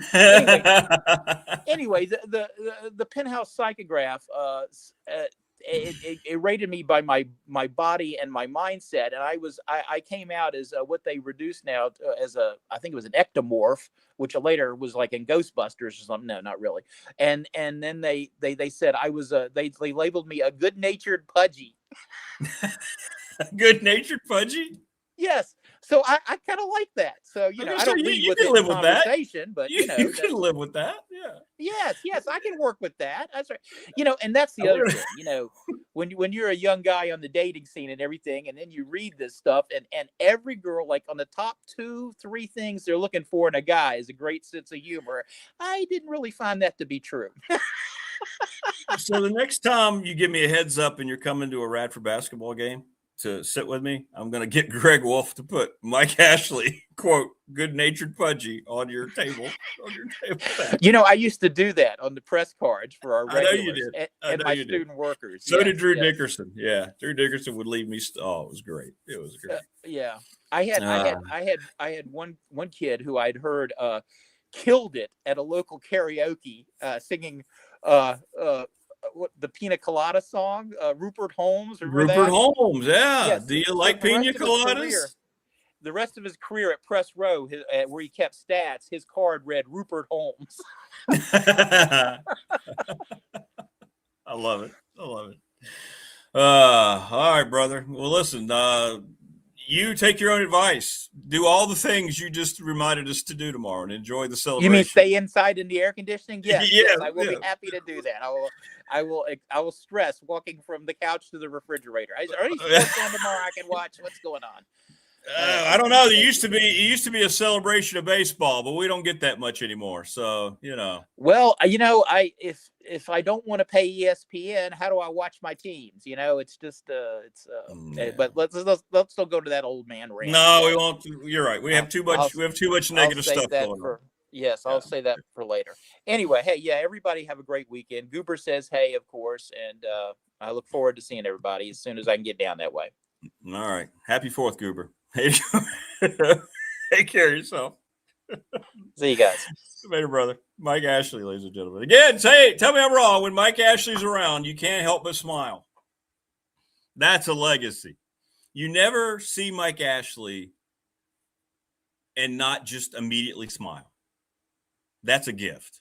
Now, there's not too many people in my life I can say that about. But that gentleman makes you smile every time you see him. You could be having the worst day ever, and he'll surprise you sometimes and just show up in Radford, and you're like, there's Mike. And you just run over, it's just like, but anyway, great stuff. Coach Elmo, Mike Ashley. Rolling along. Keep them coming in chat. Chat's popping, by the way. Thanks again for the pop last night. That was awesome. We've had over 300 rewatches since it ended last night. We're getting there. Great stuff. I hope everybody has a great 4th. Again, ignore the noise, the naysayers, the coverage that's going to be anti everything that this nation's about. Let's celebrate and don't allow any of that crap to infiltrate into what tomorrow means, what this weekend means. Because remember, those are the same people who don't understand they have the freedom to do that complain. Isn't it great? All right. Mike Ashley is the definition of a character. Mike Ashley is it's. I don't know if you can define Mike into 1 or 2 words. He's just incredible. Just incredible. All right, joining us now on the program here, our 3rd and final guest is that gentleman. It's Nate Wise, who, wait a minute, you're not in Radford anymore. You're in Radford. Did something happen I don't know about? I'm back. I can't stay away. I had to rep Radford this morning, but yeah, I'm excited to join you, Rick, and I'll be back in Radford next week. First time since spring of 2024. So it's been over 2 years. Can you believe that? What are you coming in, Radford? It's going to be great to see you. You're going to come by, aren't you? Yeah, so I'm repping Radford, but I'm also repping the VSGA, the Virginia State Golf Association. So that's where I'm working now. So some of you guys might remember me as an SID, following in Mike Ashley's footsteps at Radford, working with the athletics program. But I'm with the Virginia State Golf Association now, and we have a big junior stroke play championship coming up at Pete Dye River Course next week, the 7th through the 9th. So we've got some of the best boys, high school players in the state coming to Radford. And so, yeah, it'll get me back in town and seeing everybody. So I'm excited. Are you hooking up with Coach Beeler? You hooking up with Jeff? I'm hoping so. I've talked to him a bit. I haven't talked to Coach Grant yet, but Grant's got a couple recruits that are going to be playing in the tournament. Isaiah Cantrell from Floyd and David Good from Withville are both playing. So they may be around. Hopefully I can see them, but I'll definitely catch up with Greg, who I know you mentioned with Mike, Mike's protege, Greg Wolf, and see if I can stop in the Devon Center and catch a few people while I'm in town. Yeah. You better. So. Are you going to be there? Yeah, I'll be there next week. Okay, I'll be there. Yeah. I have to change my quarters, but that's okay. I don't really know. But, Gotcha. well, let's talk about how you left Radford. You got into what was it, a private entrepreneurship or what? And now here you are with the Virginia Golf Association. Yeah. I was an SID for 10 years, and it's a fun life, but it's a crazy life. Not a lot of money in it, as Rick may be able to attest to. A lot of crazy hours, a lot of travel. And so when my wife and I, since I left Radford, I've gotten married, all kinds of stuff, but we moved to Richmond, Virginia. So that's where we're at now. And I actually worked for a nonprofit called SOAR 365 that was dedicated to all kinds of programs and services for people with disabilities. So started at pediatric therapy all the way up to employment services for adults with disabilities, all that stuff. And I did that for 2 years, which was a great experience. But this VSGA opportunity came knocking, and it was a perfect kind of mesh between my sports background and kind of that nonprofit history that I had, and ended up working out. So we're on 1 month now at VSGA, which is crazy to say. I feel like I just walked in the door the first time, but finishing up a month. But I've already gotten to do some travel. I was down in Virginia Beach at Bayville Country Club 2 weeks ago now for a big amateur championship we had down there, and so this will get me to Radford. So yeah, I'm back in the sports world, back talking with Virginia media and some of the best to do it, like Rick Watson. And are you now starting to pick up your own personal golf game now? Are you dedicated to? That is a question I get a lot now, and I have more motivation. You're gonna get peer pressure. Yeah. The people in the office, there's some really good golfers. So the funny thing is, I had never picked up a golf club until college. I went to JMU. I had a roommate who loved golf, and he forced me out there. And it's a hard game. It's a hard game. And I didn't really take it too seriously until about a year ago, way before I knew this job was ever coming. And last summer, I was one of those people who sat down and watched the Masters for the year. And within 2 weeks, I was like, you know what? I'm in my 30s now. It's time to learn to golf. Let's try it. And I went out and got some clubs, and I've been trying to teach myself. And it's touch and go here, but I have more motivation than ever to try to actually get good at it. So we'll see. Well, it's great too what you're doing with the VSGA. You get to meet so many young people, right? You get to stay in touch with all regions. I like the fact you're going to all corners of the state. That's kind of cool to see the development. That's part of the great programs. Yeah, that's part of what's really special about it is I've always been focused on the New River Valley when I was at Radford, and then obviously the Richmond, Virginia, Central Virginia area with my last job. But this one I'm seeing people and traveling all throughout the state, and that can be Northern Virginia, and that can be all the way out to Southwest Virginia and beyond, all the way west in the state, and obviously, like I mentioned, down in Virginia Beach, Hampton Roads area. And so all that first tournament I went to, I already got to see Nick Tolliver and Patrick Harris and a bunch of former Radford men's golfers that I knew when I was there, which was great. But last week we had the Women's State Open of Virginia Independence, and Kennedy McCleary won that. She's a high schooler who's committed to Virginia Tech, and met her for the first time. So it doesn't matter what age group. I'm seeing them all over the place. There's some really great golfers, but of course golf isn't just for people who are really good, just like you and me. You need some more newbies. And we also have programs for adaptive golf, military initiatives. We do military appreciation dates on bases throughout the state of Virginia. That's cool. I like that. Yeah, which is really cool.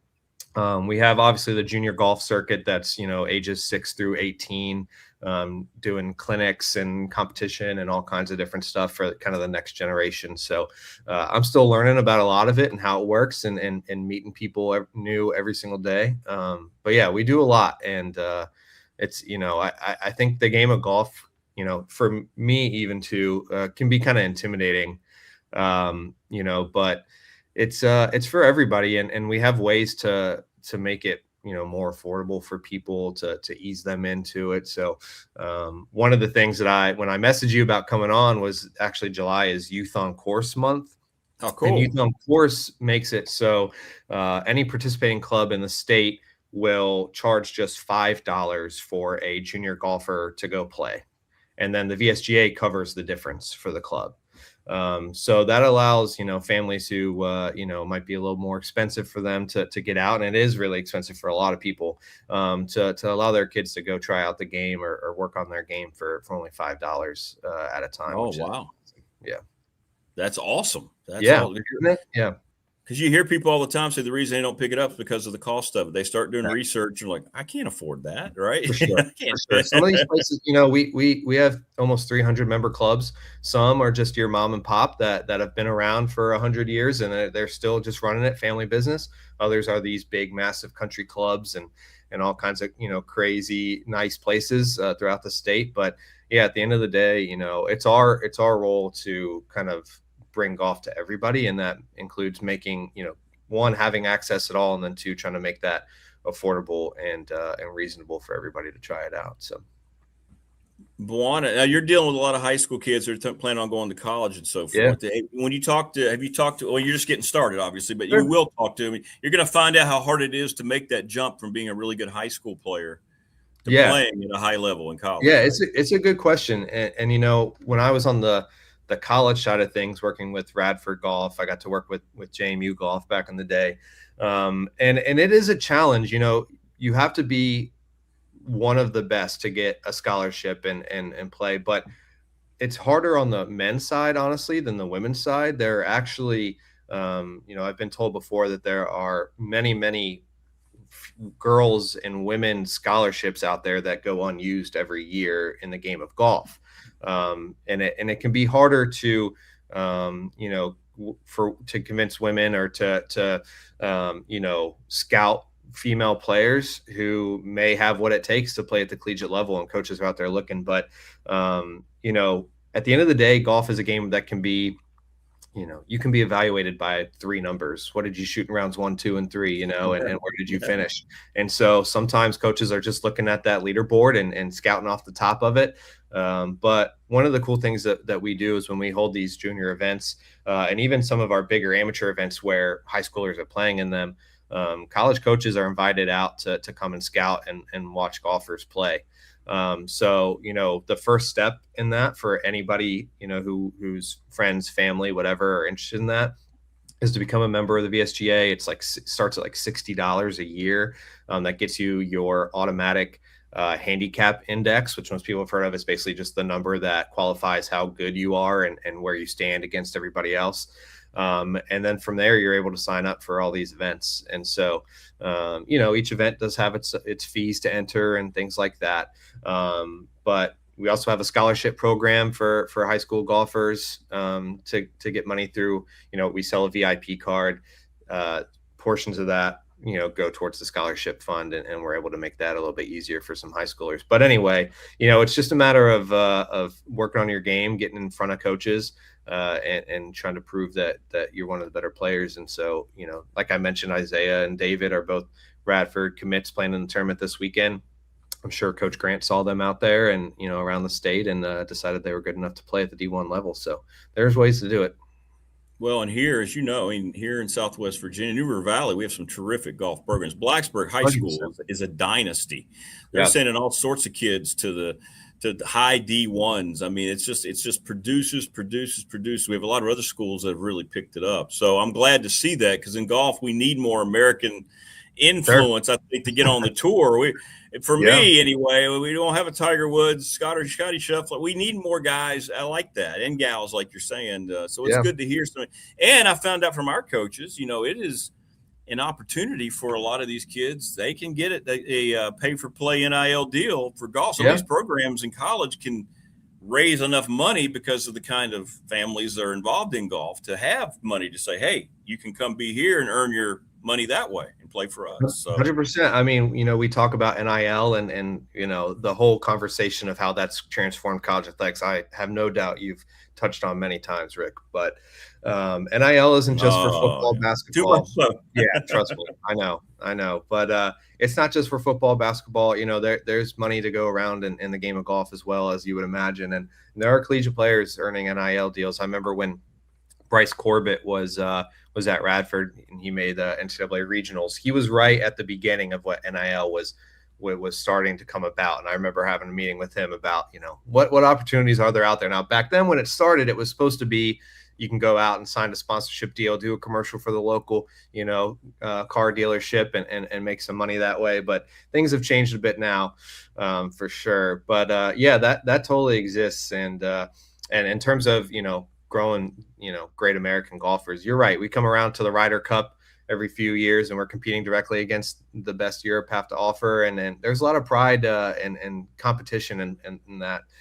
And Southwest Virginia, just like any other part of the state, is producing. I was just this week, I don't know how many of your viewers are aware that YouTube golf is a big thing now. There's tons and tons of big creators on YouTube showing their golf game. And there's one from Gate City that's pretty popular named Chance Taylor.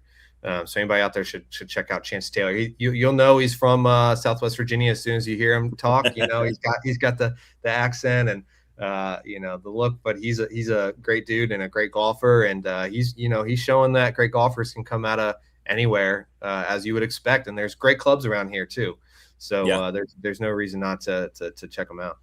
Well, that's cool. That's good to hear. Yeah, you're right. It is something about golf instructional videos. I hear a lot of folks saying when they're trying to get out and learn, that's what they're doing. They're just saying, look, I'm making notes. Yeah, you find somebody who does it right, and they can make a pretty good penny doing it too. So make your lessons available for everybody instead of just bringing people to the golf course. Exactly. 100%. Yeah. We have people dedicated to membership and all that going out. So I'm just looking forward to getting to learn all this stuff and be back in Radford and bring bring the game of golf back to where I spent 5 years of my life. So it's going to be fun and seeing you, Rick, for sure. Yeah, I can't wait to see. Yeah, and besides the Radford connection, of course, Nate's been with me before on the show, not the video version, but the radio version is our baseball guy. And I'm so disgusted with baseball in every way, shape, and form. I can't even. Jorge Posada, his comments resonated, man. It's still echoing what he said last week about the game, and people agree. It's not what it's supposed to be, is it? It's just.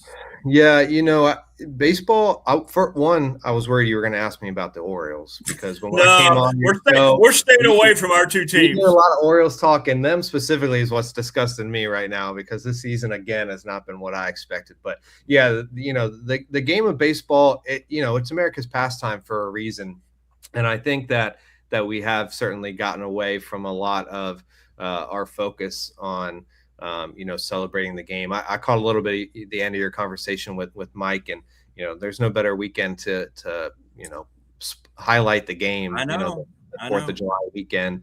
I still think there's a lot of great baseball out there, but just the way the game is played in terms of boom or bust and analytics only makes it hard. I mean, you look at what my Orioles are doing, and you have all these top high end prospects coming up, and you expect big things, but the way that they're playing the game, it doesn't lead to results. It doesn't lead to exciting baseball. It doesn't, and so it is hard to watch. I'm watching less and less of it right now, even though I obviously love the game of baseball. And so I think there's a route back, and hopefully, like all things with a pendulum, it swings back the other way, So. But yeah, it's been a tough season, and we'll see where it goes from here.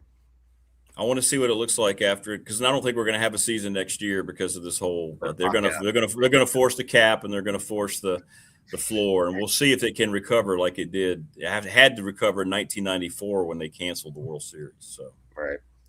I don't know. We'll see. Thanks, Todd. Well, congratulations, man. The VSGA's gain is tremendous with you coming on board. I'm glad to see you. Sounds like you're settling in pretty nicely. It's good stuff. I appreciate it. Yeah, it's been great. Check it out online. I know this is a big plug for me in the VSGA, but it is, really exciting. There's a lot of awesome stuff we're doing, and we're excited to continue to be around the state with the game of golf. Giving our amateurs a way to experience the game, and I'm excited to be a part of it. So I appreciate it, Rick. Well, good to see you, and I can't wait to see you next week, man. Yes, sir. Sounds good. Talk to you later. All right, brother. Good to see you. Thanks, man. There you go. Nate Wise, good to catch up with Nate. Terrific guy. Did a great job at Radford, and he's going to do a great job for the VSGA. And it's good to hear about so much encouraging development with golf here, high school golf. We have some terrific golfers, and that just seems like a natural step for Nate. Again, he's the Director of Marketing and Communications for the Virginia State Golf Association. We'll have him on again. We'll talk more about all things like golf. Good stuff. Yeah, Buana, baseball's in trouble. I saw your Rockies comment. I'm a Padres lifer, so I'm with you. They fell to 500 last night, blowing a 6-0 lead and getting destroyed by the Dodgers. Yay! All right, so I'm going to get into this next topic, and it's going to be difficult to get into. So hopefully I can get through it. Anybody who followed this program through the radio days, if you remember, I don't know, it was probably early 2000s when DeMick, does everybody remember DeMick? New York Yankees fan. He is your complete stereotypical New York baseball guy. I mean, when he was a young man, he actually worked with the mafia. He broke legs. He was one of those guys. He talks about it. He grew up in that era. Great family. He was a pastor. He was actually the pastor who oversaw my first marriage, not to bring up bad memories, but he was. And his wife, they moved out of the area a few years ago. His youngest son, Matt McHugh, was a terrific baseball player at Radford. He's been coaching baseball since at different levels, small colleges. And Peggy McHugh, his name was Tom McHugh, DeMick, apparently has developed vascular dementia. And Peggy put a post up yesterday, and it was so strange because earlier this week, and I had no knowledge of this, I started thinking, and it kind of gives you chills because I was thinking earlier this week, I said, I need to reach out to the Mick. I haven't heard from him since it's been a couple years. And sure enough, in Peggy, his wife's post, and I know she wouldn't mind me bringing this up as a request for prayer for the McHugh family. And this is her post, her words. The last 8 months, this is after she said that the Mick has been diagnosed with vascular dementia. She says the last 8 months has proven to be some of the most challenging I've ever faced in my life. Tom McHugh, the Mick, has deteriorated quickly, and the Lord made it evident it was no longer safe for either him or me to keep him at the home. So just 3 weeks ago, he was moved to a memory care facility, and apparently his condition has deteriorated quickly. And she says, we completely trust in God's sovereignty over the whole situation. She said it's been harder than she ever imagined, and she just asking people for their prayers. Please keep Peggy McHugh in your prayers and your thoughts. This was tough to learn. I did not find out until yesterday evening, and his son Matthew put it up on Facebook as well. But if anybody remembers the Mick, he guest hosted for me a lot. He filled in, and he was a natural, and he did a great job interacting with people, and he brought a character, the Mick, to the show that was really appreciated, and people would always ask, even now, you bringing the Mick back to the YouTube show? And I had no idea that this was happening in their lives, and they've been dealing with it for several years. So I wanted to bring that up. If you're someone who believes in the power of prayer and things like that, please keep Peggy McHugh in your thoughts. It doesn't sound like he's going to be with us much longer. And he contributed a lot, not only to me in the show, but he was a friend. And he was somebody that always made you smile, he was terrific with baseball history. I mean, he could talk about it. And you talk about a diehard Yankees fan. I mean, it was nothing more that he loved outside of his family and God than the New York Yankees. So I just wanted to pass that along for anybody who remembers him, from the radio days as we head into this 4th of July weekend. I try to say this all the time. We get caught up in our own stuff, and you never know what somebody is dealing with. And a lot of times we just assume that everybody's got an agenda to be rude or be mean, and you never know.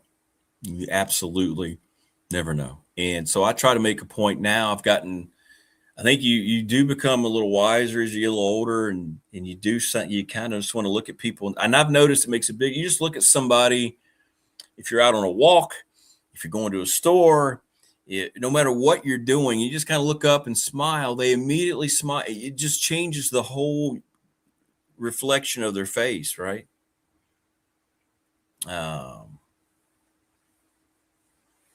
Just be nice, be kind. It's not a hard thing to do.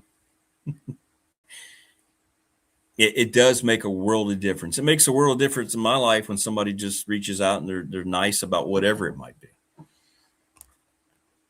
And because you never know what somebody's got. Everybody's got their stuff. Everybody, me, you, anybody out there. So, anyway, yeah, Buana. Doesn't sound like they're going to be able to slow it down. Yeah, just the way she worded that since he got to the facility, he's deteriorated quickly, but at least he's in the place he needs to be. Dementia is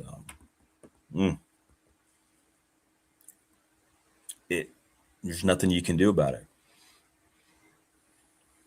And it's just, you hear about it more and more and more and more too. You really do. But I wish, if you didn't get a chance to meet him and to hear his character, I wish there was a way I could go back and play. He had some really good stuff about baseball and the Yankees. And yeah, sad news. And I'm not trying to be a downer, but I wanted to pass that along because he is such a large legacy here on the show. And that was difficult news to read yesterday. And it was just so strange. I had just thought about reaching out to him, sending him a message. It is getting to younger people. It is. Younger people seem to be experiencing this in their 40s, 30s. I mean, it's happening. Bruce Willis is going through it right now. He doesn't recognize anybody. He's at peace, but it's very sad. It's very, very, very sad, to say the least. Anyway, we are heading into the 4th of July weekend. 250 years of freedom, man. Sports has been such a large part of this country, really, from its onset. Baseball in particular. And when I think about the 4th of July, I don't really think about football. For one, it's the one sport, it's the one holiday we have that I think baseball. Baseball is, that and the hot dog eating contest. But baseball and the 4th of July has always been kind of the point where you look at the standings and things like that. The trading deadline comes at the end of the month of July. And it's also a sorry state on the affairs of the game that where it's not going to be highlighted. I mean, I don't know if you can even watch a national game tomorrow. Like Mike said, it's all the regional stuff,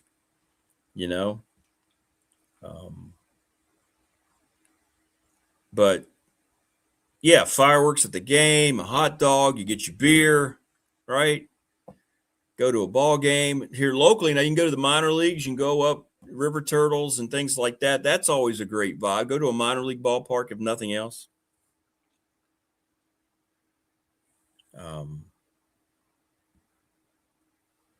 So I don't know. Baseball's still that sport. And I know it's not our national pastime. Football passed that a long time ago. But it'd be nice to see it make a comeback. Maybe it will in 2028 when they start playing baseball again after the World Series this year. Right? Watching more posts about the World Cup and what we talked about. And this is it. And no matter how you try to defend it, and I've had soccer people have reached out to me. I hear from them on the messages and especially the text line. Like, again, I talk about your sport. We're talking about your sport because this is how we observe it. You love it. Okay. It's not that we don't understand it. It's not that we don't want to accept it, but there are things about it that don't appeal to the average American sports fan. It's just a fact. We are a country that wants high-scoring games. We want to see action. We want to see things contribute into a result, and this whole thing. And I'm just looking at it right now. We've just been talking about it, and I have just found in the span of 2 minutes over 20 posts showing the videos of the guys flopping, and they're just like, is this, and people who don't know a whole lot about it, is this what goes on? Is this what we're doing in soccer? It's disgusting. It's not showmanship. It shouldn't be part of the game. I know it's what I always hear. It's just part of the game. It's just part of the attrition. You have to accept it. No, you don't. That's why, see, that kind of surrender attitude. Let's just accept it. You can't do anything about it. No, you change it. You take it out of the game. If you cared about it, you take it out of the game. And Americans they don't want to see it. They don't want to see it on the basketball court. They don't want to see it in their soccer. And the one that's being highlighted was against USA's best player. And then the guy who bumped into is on the ground. He's holding his leg like he's been shot. He's screaming. It's embarrassing. It's absolutely embarrassing. And this is not going to appeal to Americans sporting fan base. It's just not going to do it.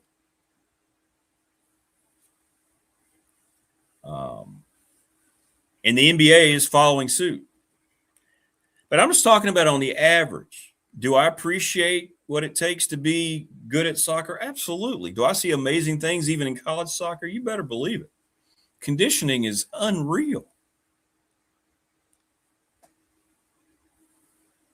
But there's a lot about the game that's never going to ultimately appeal to the centralism of American fanship.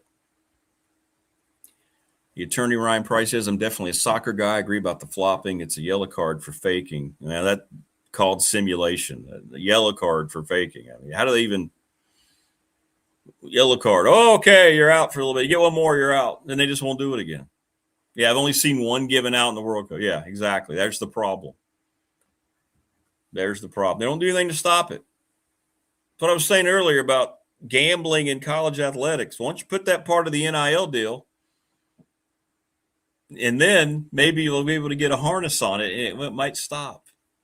Oh, wait a minute. Yeah, if you get caught doing any of this, if you get investigated, you are forfeiting your contract, your dollars.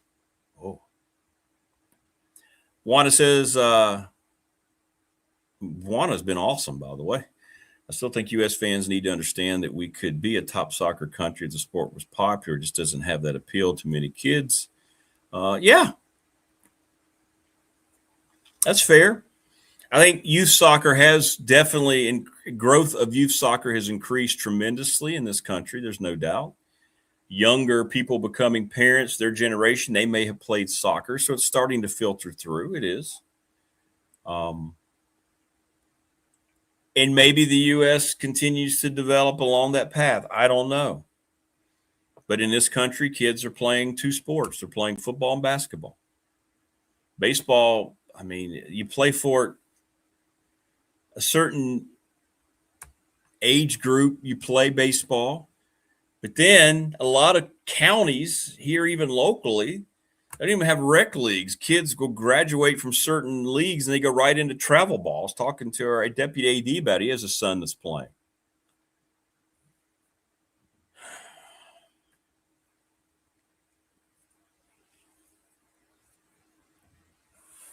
Ryan probably agrees.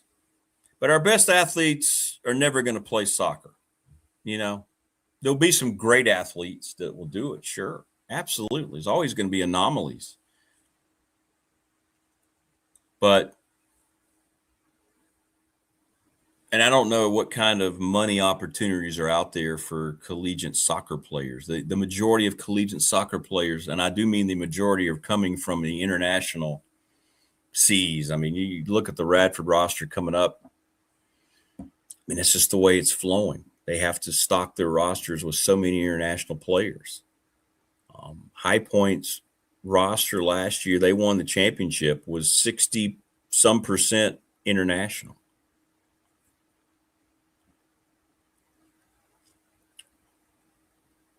So that indicates to me that the development programs aren't progressing the way you would want if you want to start seeing soccer get a better foothold into this country, right? If you're having to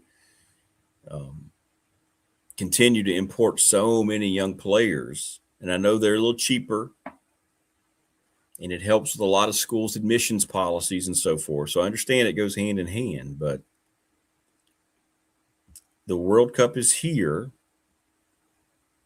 It's not going to be here very often. And yes, it has found a following. It is getting great response, but also people are being reminded as to why in their minds, and even in my mind, why soccer has never been that thing. There's a lot I like about it, a whole lot I like about it. I love the passion of the fans. I love the big, beautiful green grass fields that, they imported. We've been over it ad nauseum. They won't play on turf. They listen to their athletes, something that our professional leagues don't do. And I'm pulling like heck for the U.S. I hope they can handle. I hope somehow they can survive this terrible call. It went against Freeman for Belgium, against Belgium, and I hope they can continue to go. That would go a long way here in this country if Team USA could pull this thing off on its own soil.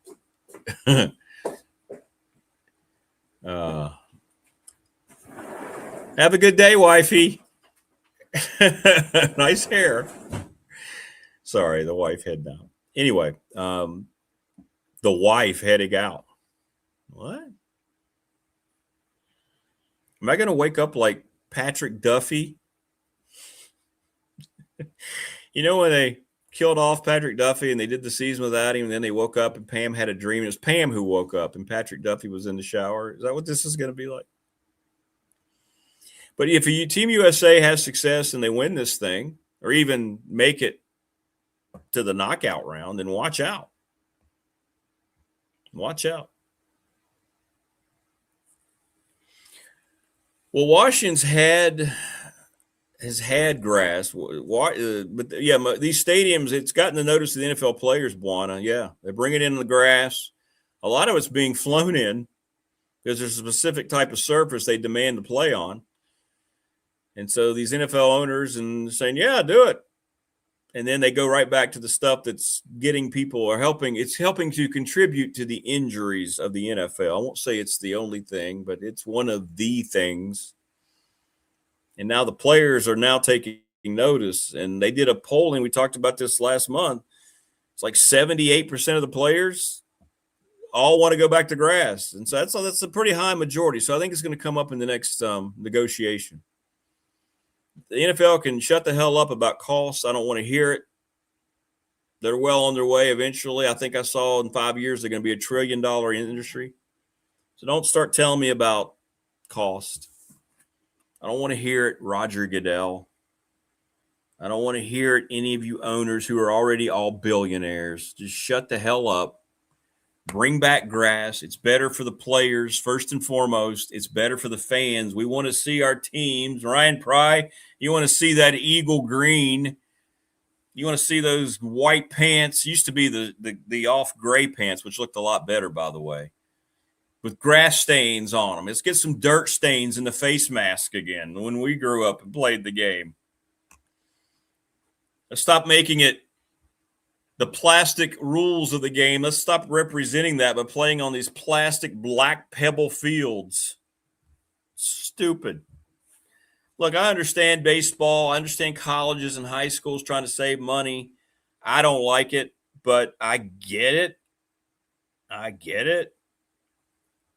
But I sure don't understand or get what goes on in the NFL and their thought process, or even, I'm going to say it, even college football.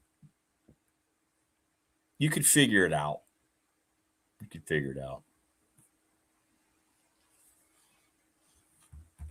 Yeah, I think there are a lot of players, Buana, that feel like it's costing them injuries. Yeah, and think about our Broncos. What? It's amazing. So the Broncos, of all the owners, have the richest owner in the league, the Walton family. Their billions are worth a lot more than anybody else's billions.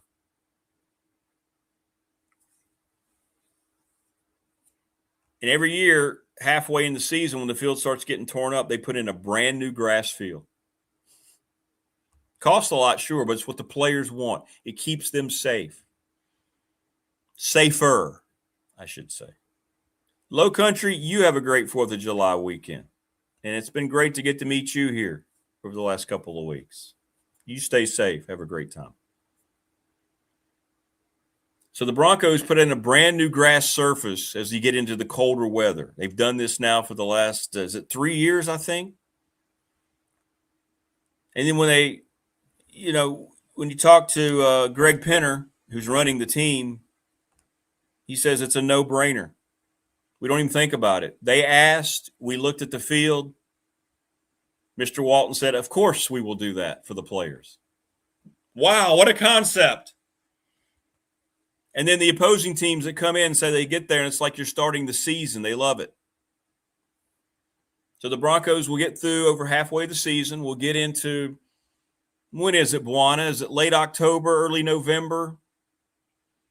They'll tear out the old torn-up grass, and they will put in brand new grass just like the start of the season. And everybody loves it. Everybody loves it. And that's why, even though you had the massive snowstorm in the AFC Championship game, that's why the players, even the Patriots players, are saying they felt like the field held up because the grass was relatively new. What a concept. But I do love that about soccer. So go Team USA on Monday. I mean, I'm going to watch. I'm pulling for them. Love it. Lincoln Financial's natural grass. But before the Eagles got there, yeah, exactly. The worst turf ever. Between Veterans Stadium, Ryan, Riverfront Stadium, and Three Rivers. What was it about Pennsylvania football, Pittsburgh and Philly? You had that cement painted green